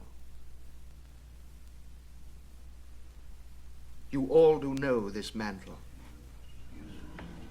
I remember the first time ever Caesar put it on. 'Twas on a summer's evening in his tent. That day he overcame the nervy eye. Look, in this place ran Cassius' dagger through. See what a rent the envious Casca made. Through this the well-beloved Brutus stabbed. And as he plucked his cursed steel away, mark how the blood of Caesar followed it, as rushing out of doors to be resolved if Brutus so unkindly knocked or no. For Brutus, as you know, was Caesar's angel. Judge, O you gods, how dearly Caesar loved him. This was the most unkindest cut of all. For when the noble Caesar saw him stab, ingratitude more strong than traitors' arms quite vanquished him. Then burst his mighty heart, and in his mantle, muffling up his face, even at the base of Pompey's statue, which all the while ran blood, great Caesar fell. Oh, what a fall was there, my countrymen. Then I and you and all of us fell down, whilst bloody treason flourished over us. Oh, now you weep, and I perceive you feel the dint of pity. These are gracious drops. Kind souls, what weep you when you but behold our Caesar's vesture wounded? Look you here. Here is himself. Marred, as you see, with traitors. Oh, piteous spectacle. Oh, noble Caesar. Oh, awful day. Oh, traitors, villains. Oh, most bloody sight. We will be revenged!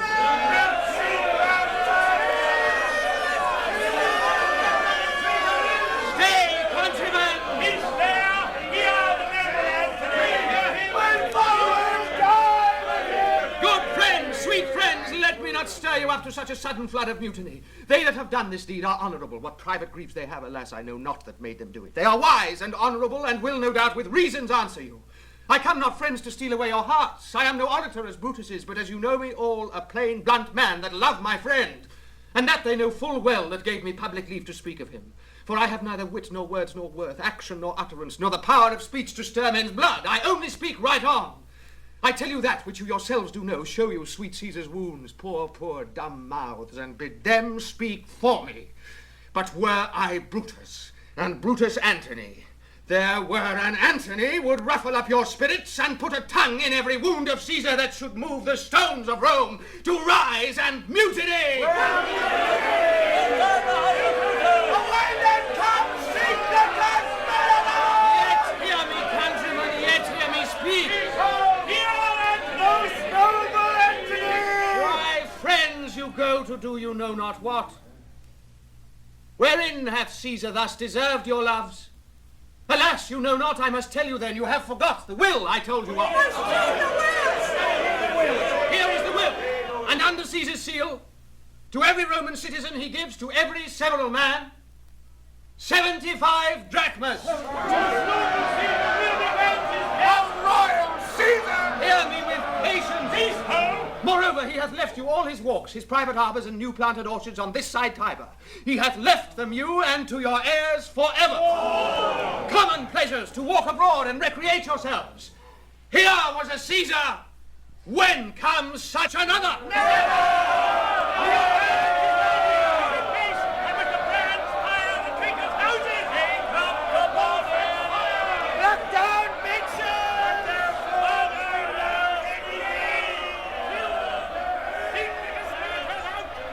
Now let it work.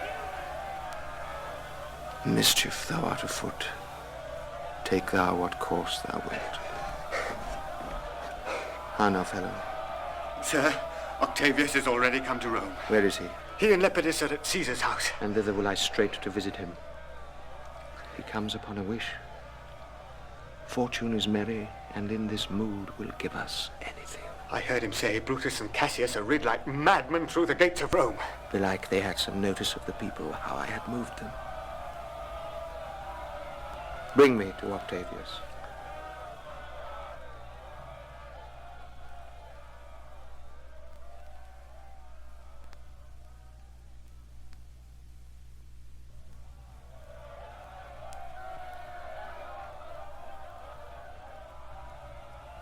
I dreamt tonight that I did feast with Caesar, and things unlucky charge my fantasy.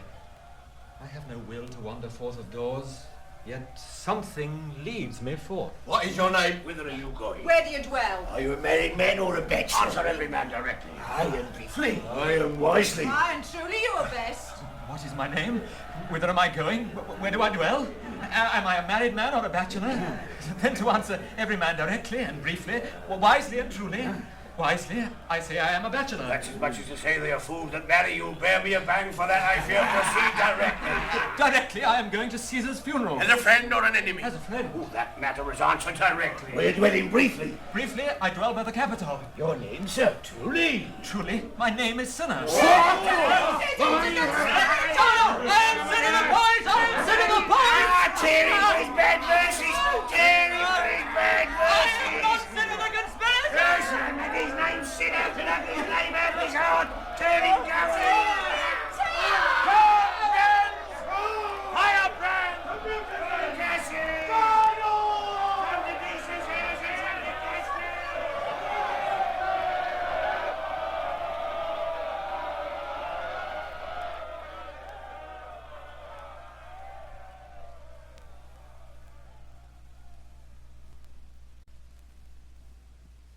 These many, then, shall die.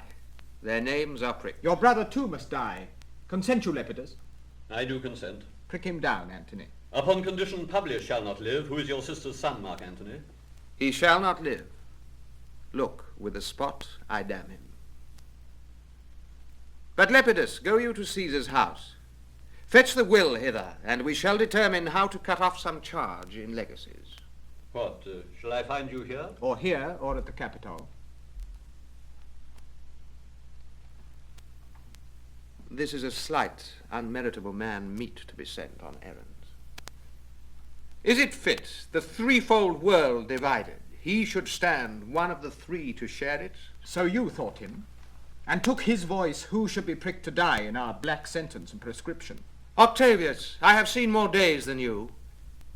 And though we lay these honours on this man, to ease ourselves of divers slanderous loads, he shall but bear them as the ass bears gold, to groan and sweat under the business, either led or driven, as we point the way.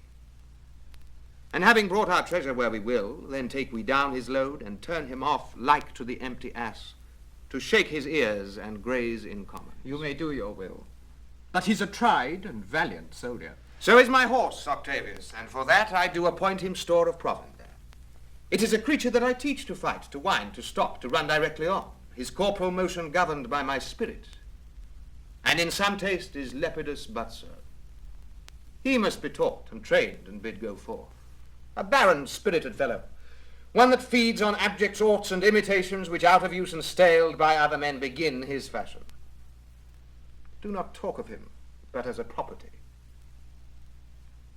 And now, Octavius, listen, great things. Brutus and Cassius are levying powers. We must straight make head. Therefore let our alliance be combined, our best friends made, our means stretched, and let us presently go sit in council how covert matters may be best disclosed, and open perils surest answered. Let us do so. For we are at the stake and bade about with many enemies, and some that smile have in their hearts, I fear, millions of mischiefs.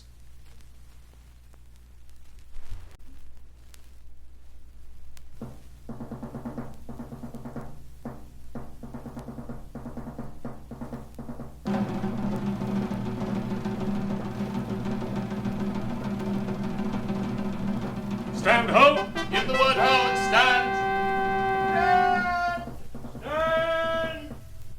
What now, Lucilius? Is Cassius near? He is at hand, and Pindarus is come to do you salutation from his master. He greets me well. Your master Pindarus, in his own change, or by ill officers, hath given me some worthy cause to wish things done undone. But if he be at hand, I shall be satisfied. I do not doubt but that my noble master will appear, such as he is, full of regard and honor. He is not doubted. A word, Lucilius. How he received you, let me be resolved. With courtesy and with respect enough, but not with such familiar instances, nor with such free and friendly conference as he hath used of old. Thou hast described a hot friend cooling. Ever note, Lucilius, when love begins to sicken and decay, it useth an enforced ceremony.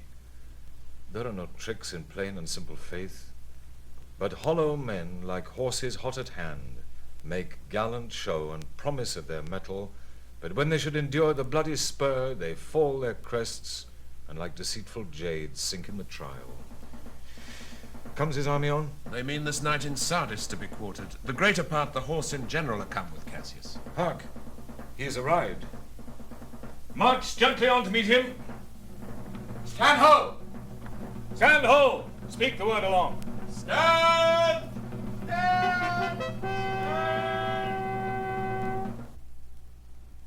Most noble brother, you have done me wrong. Judge me, you gods. Wrong I mine enemies?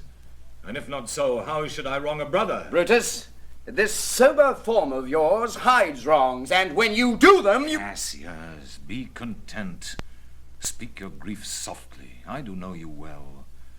Before the eyes of both our armies here, which should perceive nothing but love from us, let us not wrangle. Bid them move away. Then in my tent, Cassius, enlarge your griefs, and I will give you audience. Pindarus, bid our commanders lead their charges off a little from this ground. Lucius, do you the like, and let no man come to our tent till we have done our conference. Lucilius and Titinius, guard our door. That you have wronged me doth appear in this. You have condemned and noted Lucius Pella for taking bribes here of the Sardians, wherein my letters praying on his side because I knew the man was slighted off. You wronged yourself to write in such a case. In such a time as this, it is not meet that every nice offence should bear his comment. Let me tell you, Cassius, you yourself are much condemned to have an itching palm, to sell and mart your offices for gold to undeservers. I, an itching palm? You know that you are Brutus that speaks this, or by the gods, this speech were else your last. The name of Cassius honors this corruption, and chastisement to therefore hide his head. Chastisement? Remember March, the Ides of March, remember. Did not great Julius bleed for justice' sake? What villain touched his body that did stab and not for justice? What? Shall one of us, that struck the foremost man of all this world, but for supporting robbers, shall we now contaminate our fingers with base bribes, and sell the mighty space of our large honours for so much trash as may be grasped thus? I'd rather be a dog and bay the moon than such a Roman. Brutus, bay not me, I'll not endure it. You forget yourself to hedge me in. I am a soldier, older in practice, abler than yourself to make conditions. Go to, you're not Cassius. I am. I say you're not. Urge me no more, I shall forget myself. Have mind upon your health. Tempt me no further. Away, slight man. Is possible? Hear me, for I will speak. Must I give way and room to your rash choler? Shall I be frighted when a madman stares? Oh, ye gods, must I endure all this? All this, aye, more. Fret till your proud heart break. Go show your slaves how choleric you are, and make your bondmen tremble. Must I budge? Must I observe you? Must I stand and crouch under your testy humour? By the gods, you shall digest the venom of your spleen, though it do split you. For from this day forth, I'll use you for my mirth, yea, for my laughter when you're waspish. Is it come to this? You say you're a better soldier. Let it appear so. Make your vaunting true, and it shall please me well. For mine own part, I shall be glad to learn of noble men. You wrong me every way. You wrong me, Brutus. I said an elder soldier, not a better. Did I say better? If you did, I care not. When Caesar lived, he durst not thus have moved me. Peace, you durst not so have tempted him. I durst not? No. What, durst not tempt him? For your life, you durst not. Do not presume too much upon my love. I may do that I shall be sorry for. You have done that you should be sorry for. There is no terror, Cassius, in your threats, for I am armed so strong in honesty that they pass by me as the idle wind, which I respect not. I did send to you for certain sums of gold, which you denied me, for I can raise no money by vile means. By heaven, I'd rather coin my heart and drop my blood for drachmas than to wring from the hard hands of peasants their vile trash by any indirection. I did send to you for gold to pay my legions, which you denied me. Was that done like Cassius? Should I have answered Caius Cassius so? When Marcus Brutus grows so covetous to lock such rascal countess from his friends, be ready, gods, with all your thunderbolts, dash him to pieces. I denied you not. You did. I did not. He was but a fool that brought my answer back. Brutus hath rived my heart. A friend should bear his friend's infirmities, but Brutus makes mine greater than they are. I do not till you practice them on me. You love me not. I do not like your faults. A friendly eye could never see such faults. A flatterers would not, though they do appear as huge as high Olympus. Come, Antony, and young Octavius, come, revenge yourselves alone on Cassius. For Cassius is aweary of the world, hated by one he loves, braved by his brother, checked like a bum and all his faults observed, set in a notebook, learned and conned by rote to cast into my teeth. Oh, I could weep my spirit from mine eyes. There is my dagger, and here my naked breast, within a heart dearer than Pluto's mine, richer than gold. If that thou beest a Roman, take it forth. I that denied thee gold will give my heart. Strike as thou didst at Caesar. For I know when thou didst hate him worst, thou lovest him better than ever thou loved Cassius. Sheath your dagger. Be angry when you will. It shall have scope. Do what you will. Dishonor shall be humor.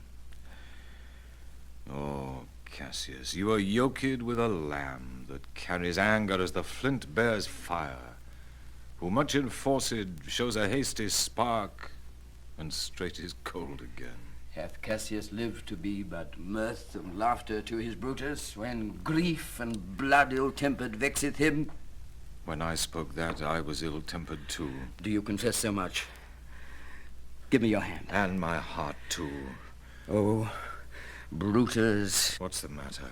Have you not love enough to bear with me when that rash humor which my mother gave me makes me forgetful? Yes, Cassius.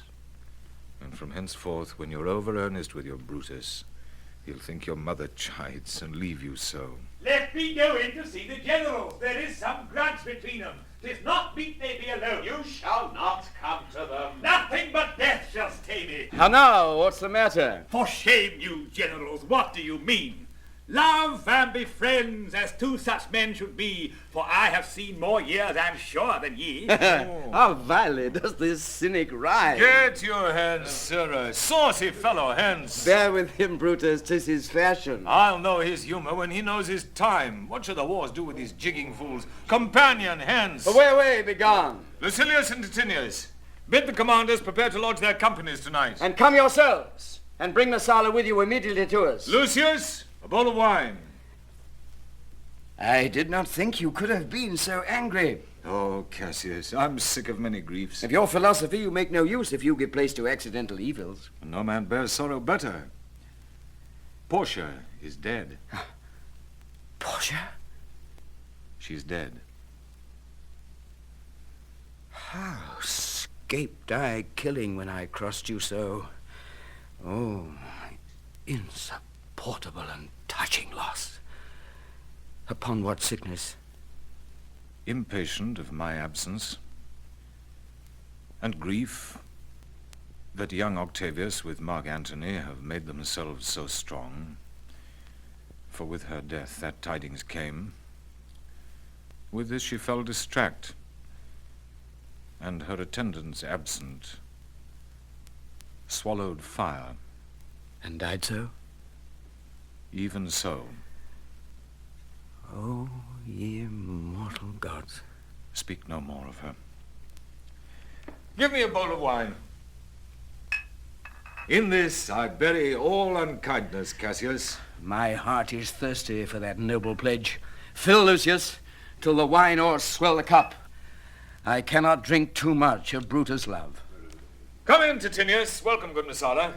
Now, sit we close about this taper here, and call in question our necessities. Portia, art thou gone? No more, I pray you. Messala, I have here received letters that young Octavius and Mark Antony come down upon us with a mighty power, bending their expedition toward Philippi. Myself have letters of the self-same tenor. With what addition? That by prescription and bills of outlawry, Octavius, Antony, and Lepidus have put to death 100 senators. Therein our letters do not well agree. Mine speak of 70 senators that died by their prescription, Cicero being one. Cicero one? Cicero is dead, and by that order of prescription. Well, to our work alive. What do you think of marching to Philippi presently? I do not think it good. Your reason? This it is. 'Tis better that the enemy seek us. So shall he waste his means, weary his soldiers, doing himself offence, whilst we, lying still, are full of rest, defence, and nimbleness. Good reasons must of force give place to better. The people twixt Philippi and this ground do stand but in a forced affection, for they have grudged his contribution.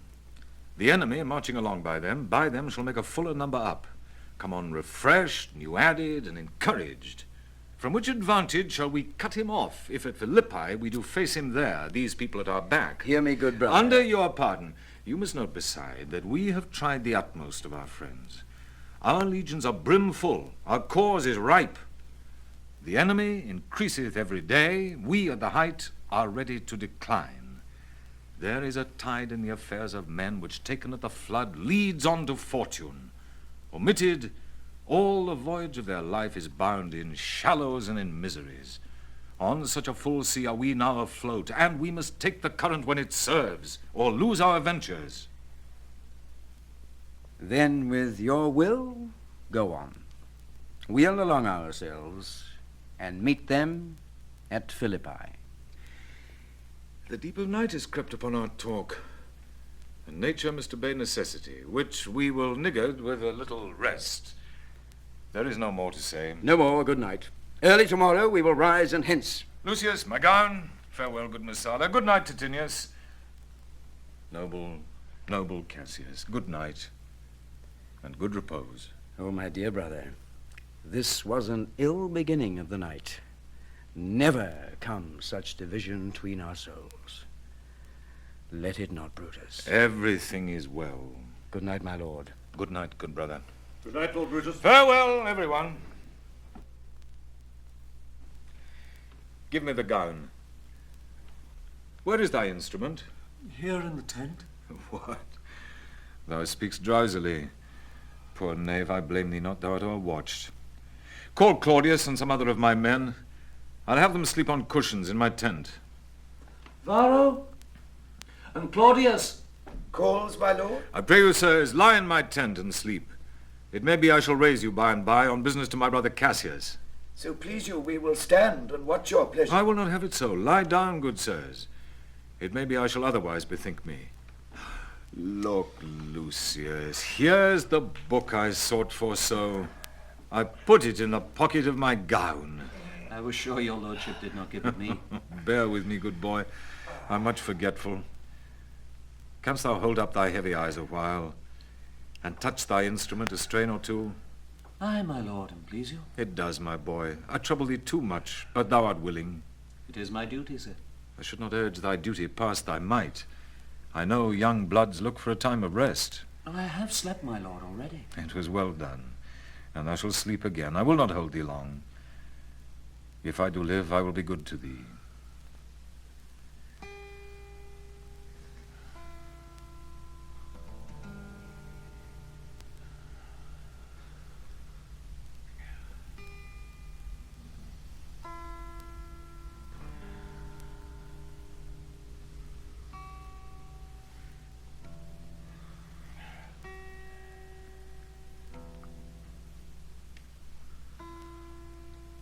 This is a sleepy tune.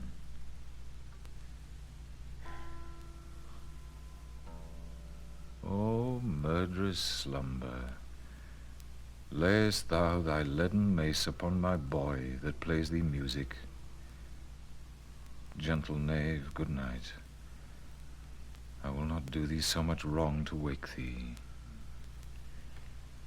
If thou dost not, thou breakst thy instrument.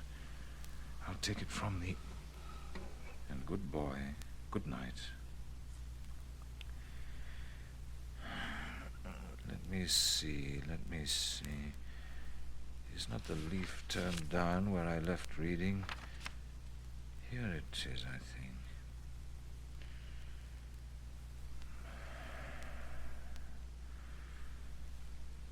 How ill this taper burns.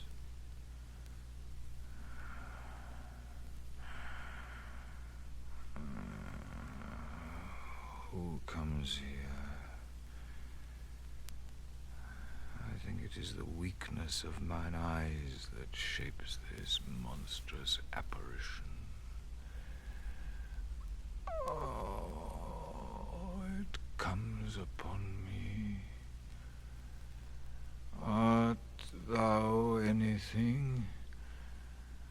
Art thou some god, some angel, or some devil that makest my blood cold and my hair to stare? Speak to me what thou art. Thy evil spirit, Brutus. Why comest thou? To tell me thou shalt see me at Philippi. Well, then I shall see thee again. Aye, at Philippi. Why, I will see thee at Philippi then. Now taken heart, thou vanishest. Ill spirit, I would hold more talk with thee. Boy, Lucius. Varro, Claudius, sirs, awake! Claudius! The strings, my lord, are false. He thinks he still is at his instrument. Lucius, awake! What? Didst thou dream, Lucius, that thou so criedst out? My lord, I did not know that I did cry. Yes, that thou didst. Didst thou see anything? Nothing, my lord. Sleep again, Lucius. So do Claudius. Fellow, thou, awake! My lord. My lord. Why do you so cry out, sirs, in your sleep? Did we, my lord? Aye! Saw you anything? No, my lord. I saw nothing. All right. My lord. Go and commend me to my brother Cassius. Bid him set on his powers betimes before, and we will follow. It shall be done, my lord.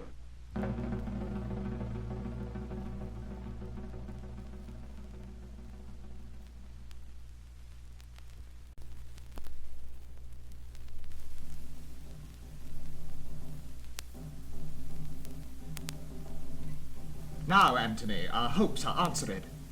You said the enemy would not come down, but keep the hills and upper regions. It proves not so. Their battles are at hand. They mean to warn us at Philippi here, answering before we do demand of them. Tut, I am in their bosoms, and I know wherefore they do it.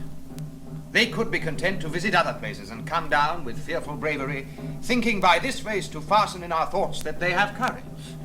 But 'tis not so. Prepare, you generals! The enemy comes on in gallant show. Their bloody sign of battle is hung out, and something to be done immediately. Octavius, lead your battle softly on upon the left hand of the even field. Upon the right hand, I. Keep thou the left. Why do you cross me in this exigent? I do not cross you, but I will do so. They stand and would have parley. Stand fast, Atilius. We must out and talk.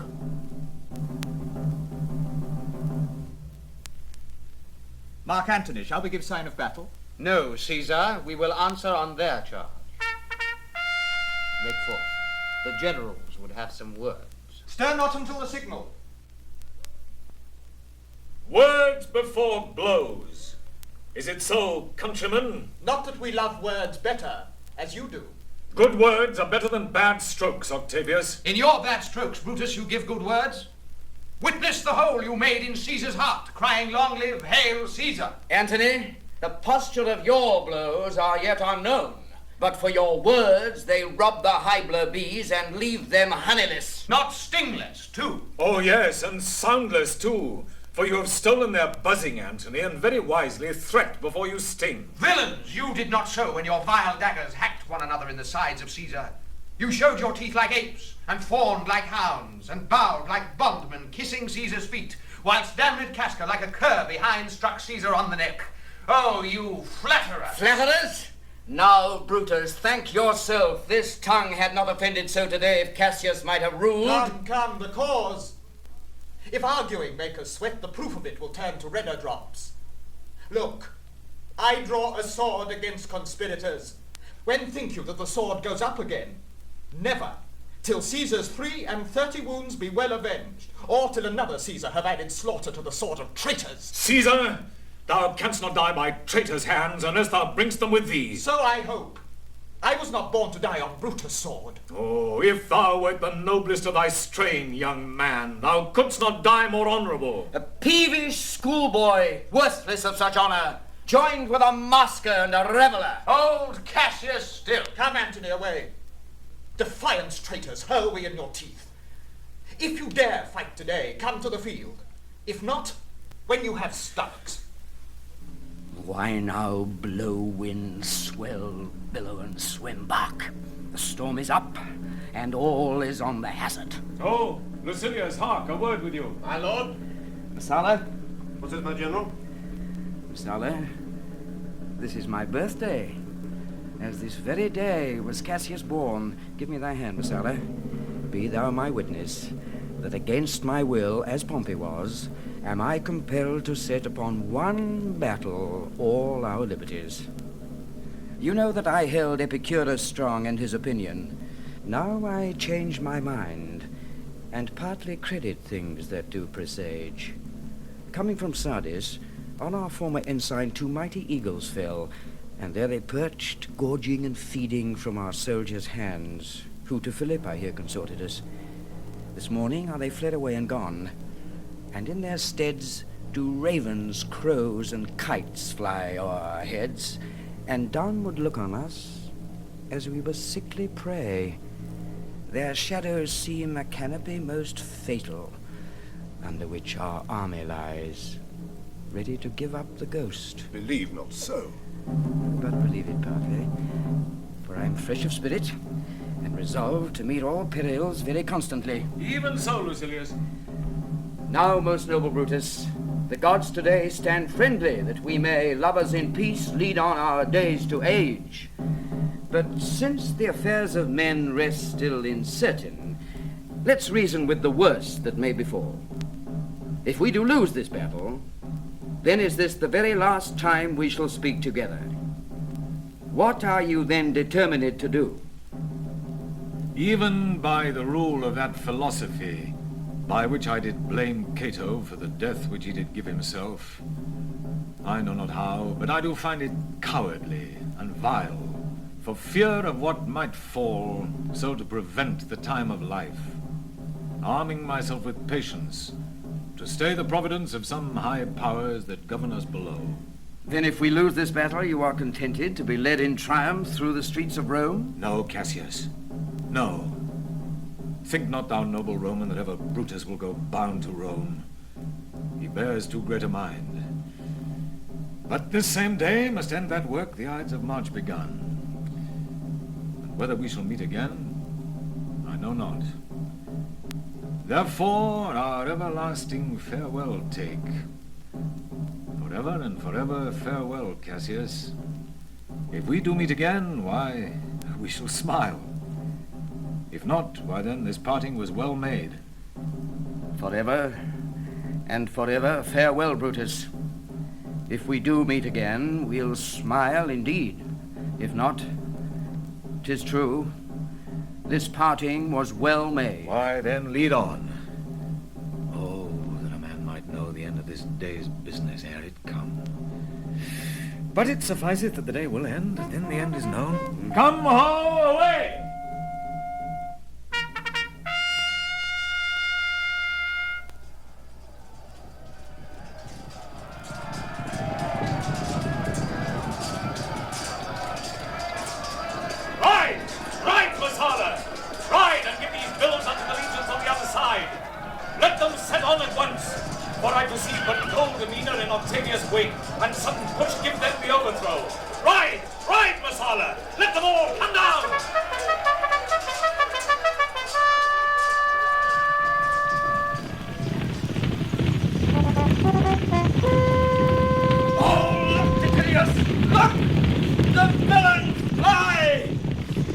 myself have to mine own turned enemy. This ensign here of mine was turning back. I slew the coward and did take it from him. Oh, Cassius Brutus gave the word too early, who having some advantage on Octavius took it too eagerly. His soldiers fell to spoil, whilst we by Antony are all enclosed. Fly further off, my lord, fly further off. Mark Antony is in your tents, my lord. Fly therefore, noble Cassius, fly far off. This hill is far enough. Look, Titinius.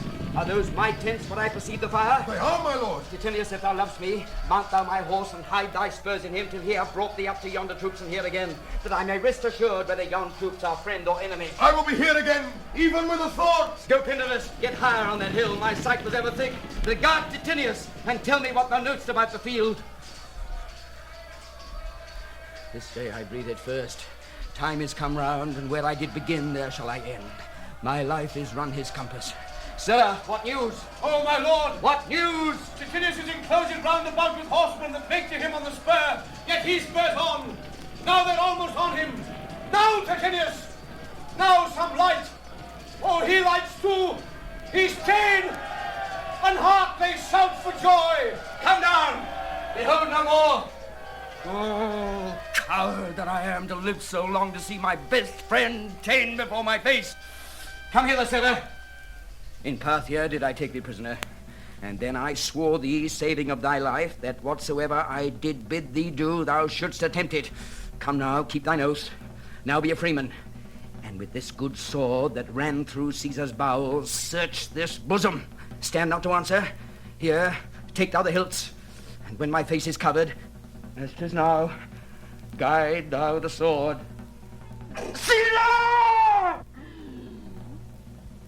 Thou art revenged, even with the sword that killed thee. So, I am free. It would not so have been, durst I have done my will. Oh, Cassius. Far from this country Pindarus shall run, where never Roman shall take note of him. It is but change, Titinius, for Octavius is overthrown by noble Brutus' power, as Cassius' legions are by Antony. These tidings will well comfort Cassius. Where did you leave him? All disconsolate with Pindarus' bondman on this hill. Is not that he that lies upon the ground? He lies not like the living. Oh, my heart. Is not that he? No, this was he, Messala. But Cassius is no more. O setting sun, as in thy red rays thou dost sink to night, so in his red blood Cassius' day is set. The sun of Rome is set. Our day is gone. Clouds, dews, and dangers come. Our deeds are done. Mistrust of my success hath done this deed. Mistrust of good success hath done this deed. Oh, hateful error, melancholy's child. Why dost thou show to the apt thoughts of men the things that are not?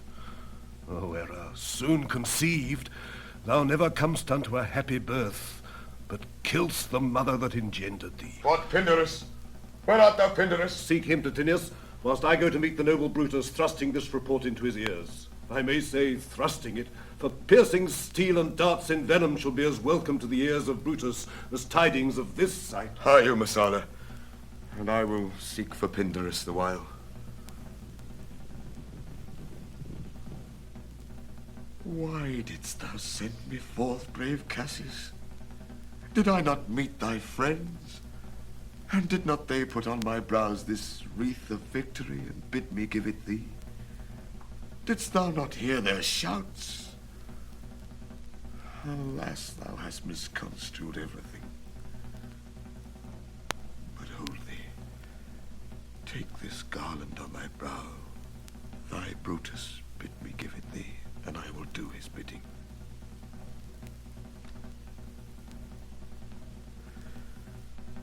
Brutus, come apace, and see how I regarded Caius Cassius.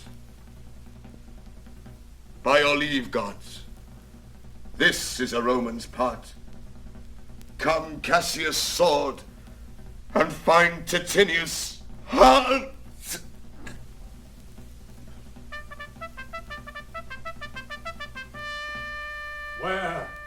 Where, Messala, doth his body lie? Lo, yonder, and Titinius mourning it. Titinius faces upward. He is slain. O Julius Caesar, thou art mighty yet.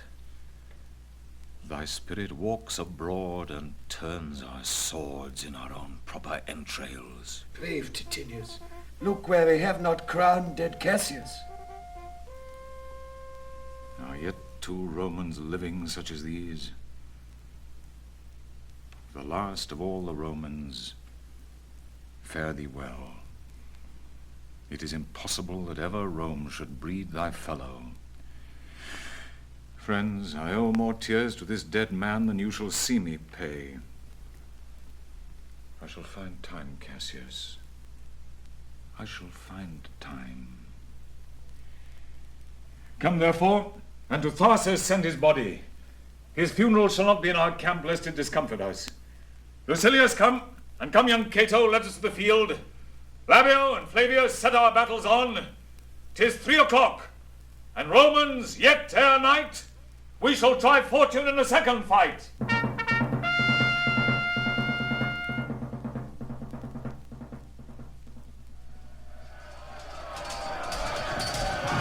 Yet, countrymen, oh, yet hold up your head. What master doth not? Who will go with me? I will proclaim my name about the field. I am the son of Marcus Cato. Who? Oppose the tyrants of my country's friend. I am the son of Marcus Cato. Who? And I am Brutus, Marcus Brutus I, Brutus my country's friend. Know me for Brutus. Oh, young and noble Cato, art thou down? Why, now thou darst as bravely as Titinius, and mayst be honored being Cato's son. Yield or thou dice. Only I yield to die. There is so much that thou wilt kill me straight. Kill Brutus, and be honored in his death. We must not. A noble prisoner. Room ho! Tell Antony, Brutus is ta'en! I'll tell the news. Here comes the general. Brutus is ta'en, my lord. Brutus is ta'en. Where is he? Safe, Antony. Brutus is safe enough. I dare assure thee that no enemy shall ever take alive the noble Brutus. The gods defend him from so great a shame. When you do find him, or alive or dead, he will be found like Brutus, like himself. This is not Brutus, friend, but I assure you a prize no less in worth. Keep this man safe. Give him all kindness. I had rather have such men my friends than enemies. Go on, and see where Brutus be alive or dead, and bring us word unto Octavius' tent how everything is chanced.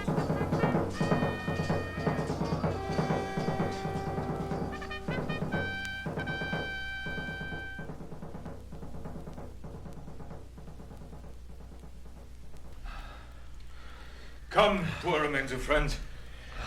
Rest on this rock. Statilius showed the torchlight, but my lord, he came not back. He is or ta'en or slain. Sit thee down, Clitus. Slaying is the word. It is a deed in fashion. Hark thee, Clitus. What, I, my lord? No, not for all the world. Peace then, no words. I'll rather kill myself. Hark thee, Dardanius. Shall I do such a deed? Oh, Dardanius. Oh, Clitus. What a request did Brutus make to thee? To kill him, Titus. Look, he meditates. Now is that noble vessel full of grief that it runs over even at his eyes. Come hither, good Volumnius, list a word. What says my lord? Why, this, Volumnius. The ghost of Caesar hath appeared to me 2 several times by night. At Sardis once, and this last night here in Philippi fields. I know my hour is come. Not so, my lord. Nay, I'm sure it is, Volumnius. Thou seest the world, Volumnius, how it goes. Our enemies have beat us to the pit. It is more worthy to leap in ourselves than tarry till they push us. Good Volumnius, thou knowest that we two went to school together. Even for that our love of old, I prithee hold thou my sword hilts whilst I run on it. That's not an office for a friend, my lord. Fly, my lord! Fly! There is no tarrying here! Farewell to you, and you, Volumnius. Strato, thou hast been all this while asleep. Farewell to thee too, Strato. Countrymen, my heart doth joy that yet in all my life I found no man but he was true to me. I shall have glory by this losing day, more than Octavius and Mark Antony by this vile conquest shall attain unto. So fare you well at once, for Brutus' tongue hath almost ended his life's history. Night hangs upon mine eyes, my bones would rest, that have but laboured to attain this hour. Fly, my lord! Fly! Hence I will follow. I prithee, Strato, stay thou by thy lord. Thou art a fellow of a good respect. Thy life hath had some smatch of honour in it. Hold then my sword, and turn away thy face while I do run upon it. Wilt thou, Strato? Give me your hand first. Farewell, my lord. Farewell, good Strato.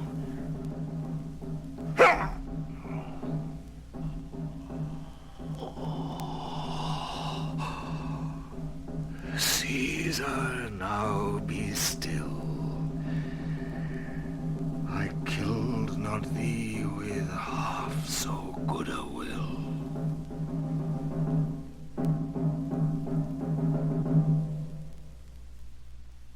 What man is that? My master's man. Strato, where is thy master?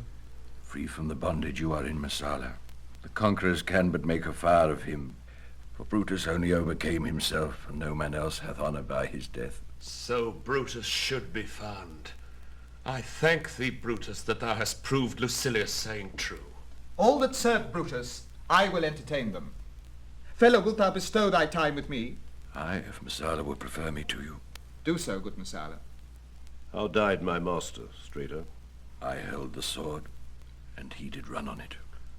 Octavius, then take him to follow thee that did the latest service to my master. This was the noblest Roman of them all. All the conspirators, save only he, did that they did in envy of great Caesar. He only, in a general honest thought and common good to all, made one of them. His life was gentle, and the elements so mixed in him that nature might stand up and say to all the world, this was a man. According to his virtue, let us use him with all respect and rites of burial. Within my tent his bones tonight shall lie, most like a soldier, ordered honourably. So call the field to rest, and let's away, depart the glories of this happy day.